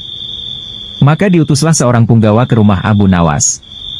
Tolong sampaikan kepada Sultan, aku sakit hendak bersalin, jawab Abu Nawas kepada punggawa yang datang ke rumah Abu Nawas menyampaikan pesan Sultan. Aku sedang menunggu dukun beranak untuk mengelurkan bayiku ini, kata Abu Nawas lagi sambil mengelus-elus perutnya yang buncit. Ajaib benar, kata Baginda dalam hati, setelah mendengar laporan punggawa setianya. Baru hari ini aku mendengar kabar seorang lelaki bisa hamil dan sekarang hendak bersalin. Dulu mana ada lelaki melahirkan? Aneh, maka timbul keinginan Sultan untuk menengok Abu Nawas. Maka berangkatlah dia diiringi sejumlah menteri dan para punggawa ke rumah Abu Nawas. Begitu melihat Sultan datang, Abu Nawas pun berlari-lari menyambut dan menyembah kakinya, seraya berkata, Ya Tuanku Syah Alam, berkenan juga rupanya Tuanku datang ke rumah hamba yang hina dina ini. Sultan dipersilahkan duduk di tempat yang paling terhormat, sementara Abu Nawas duduk bersila di bawahnya.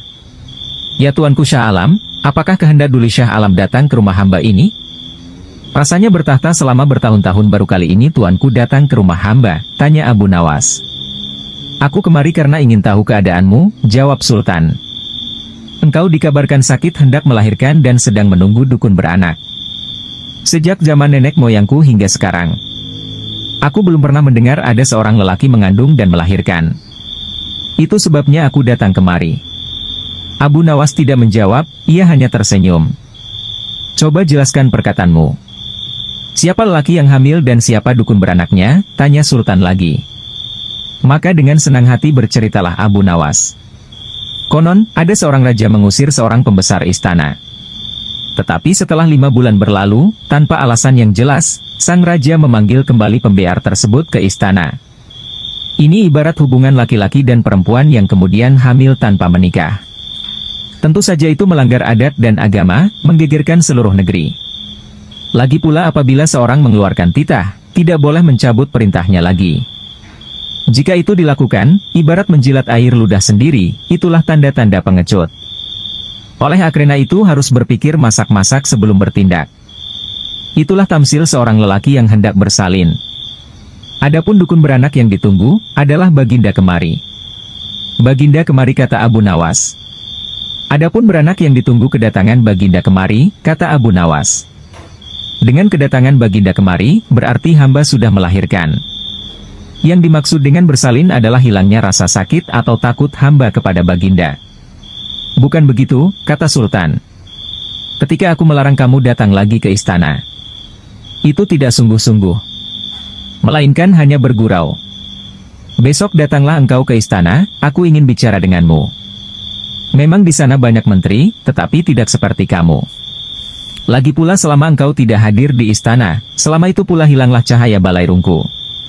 Segala titah baginda, patik junjung tinggi tuanku. Sembah Abu Nawas dengan takzim. Tetapi Sultan cuma geleng-geleng kepala. Dan tidak seberapa lama kemudian Sultan pun kembali ke istana dengan perasaan heran bercampur geli. Abu Nawas menampar pipi raja. Abu Nawas dengan sifat berani menegur sang raja agar mengetahui kondisi rakyat yang dipimpinnya. Ia sengaja telah membiarkan pipi sang raja ditampar oleh orang Yahudi. Tapi anehnya, raja tak membalas kelakuan Abu Nawas itu, malah berterima kasih karenanya. Berikut kisahnya. Pada suatu hari, Abu Nawas singgah di rumah kenalannya, seorang Yahudi. Di sana tengah berlangsung permainan musik yang meriah. Banyak orang yang menonton sehingga suasana begitu meriah. Semua tamu yang hadir terlibat dalam permainan musik indah itu, termasuk Abu Nawas yang baru saja masuk. Ada yang bermain kecapi, ada yang menari-nari dan sebagainya, semuanya bersuka cita. Ketika para tamu sudah kehausan, tuan rumah menyuguhkan kopi kepada para hadirin. Masing-masing mendapat secangkir kopi, termasuk Abu Nawas. Ketika Abu Nawas hendak meminum kopi itu, ia ditampar oleh si Yahudi. Namun karena sudah terlanjur larut dalam kegembiraan, hal itu tidak ia hiraukan dan diangkatnya lagi cangkirnya, tapi lagi-lagi ditampar. Ternyata tamparan yang diterima Abu Nawas pada malam itu cukup banyak sampai acara selesai sekitar pukul 2 dini hari. Pesta musik dengan suguhan secangkir kopi. Di tengah jalan, baru terpikir oleh Abu Nawas. Jahat benar perangai Yahudi itu, main tampar saja. Kelakuan seperti itu tidak boleh dibiarkan berlangsung di Baghdad. Tapi, apa dayaku hendak melarangnya, pikirnya dalam hati. Aha! Aku ada akal, guman Abu Nawas selanjutnya. Keesokan harinya, Abu Nawas menghadap Raja Harun ar-Rasyid di istana. Tuanku, ternyata di negeri ini ada suatu permainan yang belum pernah hamba kenal, sangat aneh, lapor Abu Nawas. Di mana tempatnya?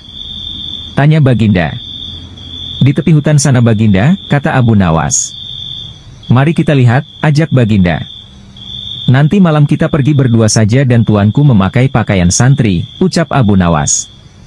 Setelah sholat Isya, maka berangkatlah Baginda dan Abu Nawas ke rumah Yahudi itu.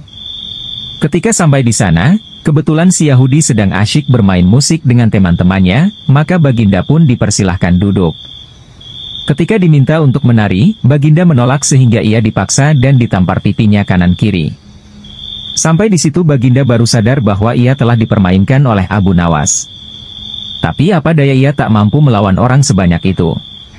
Maka, menarilah Baginda sampai keringat membasahi seluruh tubuhnya yang gendut itu. Setelah itu barulah diedarkan kopi kepada semua tamu, dan melihat hal itu, Abu Nawas meminta izin untuk keluar ruangan dengan alasan akan pergi ke kamar mandi untuk kencing.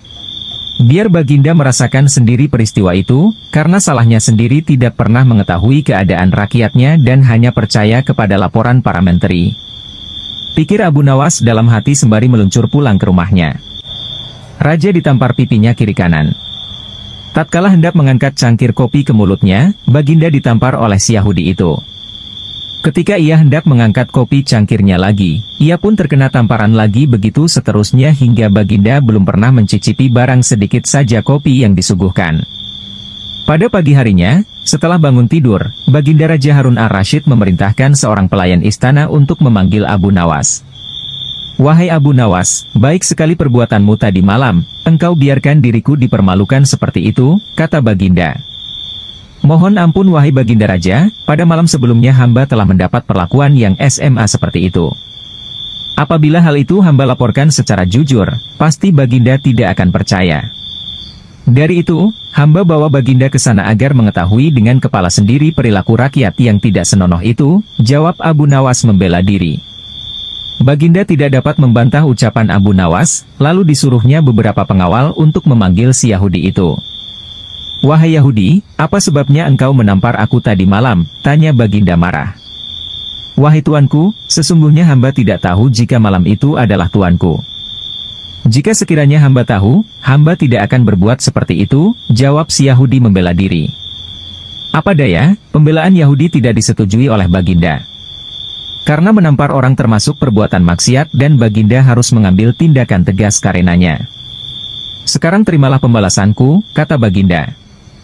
Ampunilah hamba tuanku, ucap si Yahudi. Segera saja Baginda memerintahkan para prajurit untuk memasukkan si Yahudi ke dalam penjara.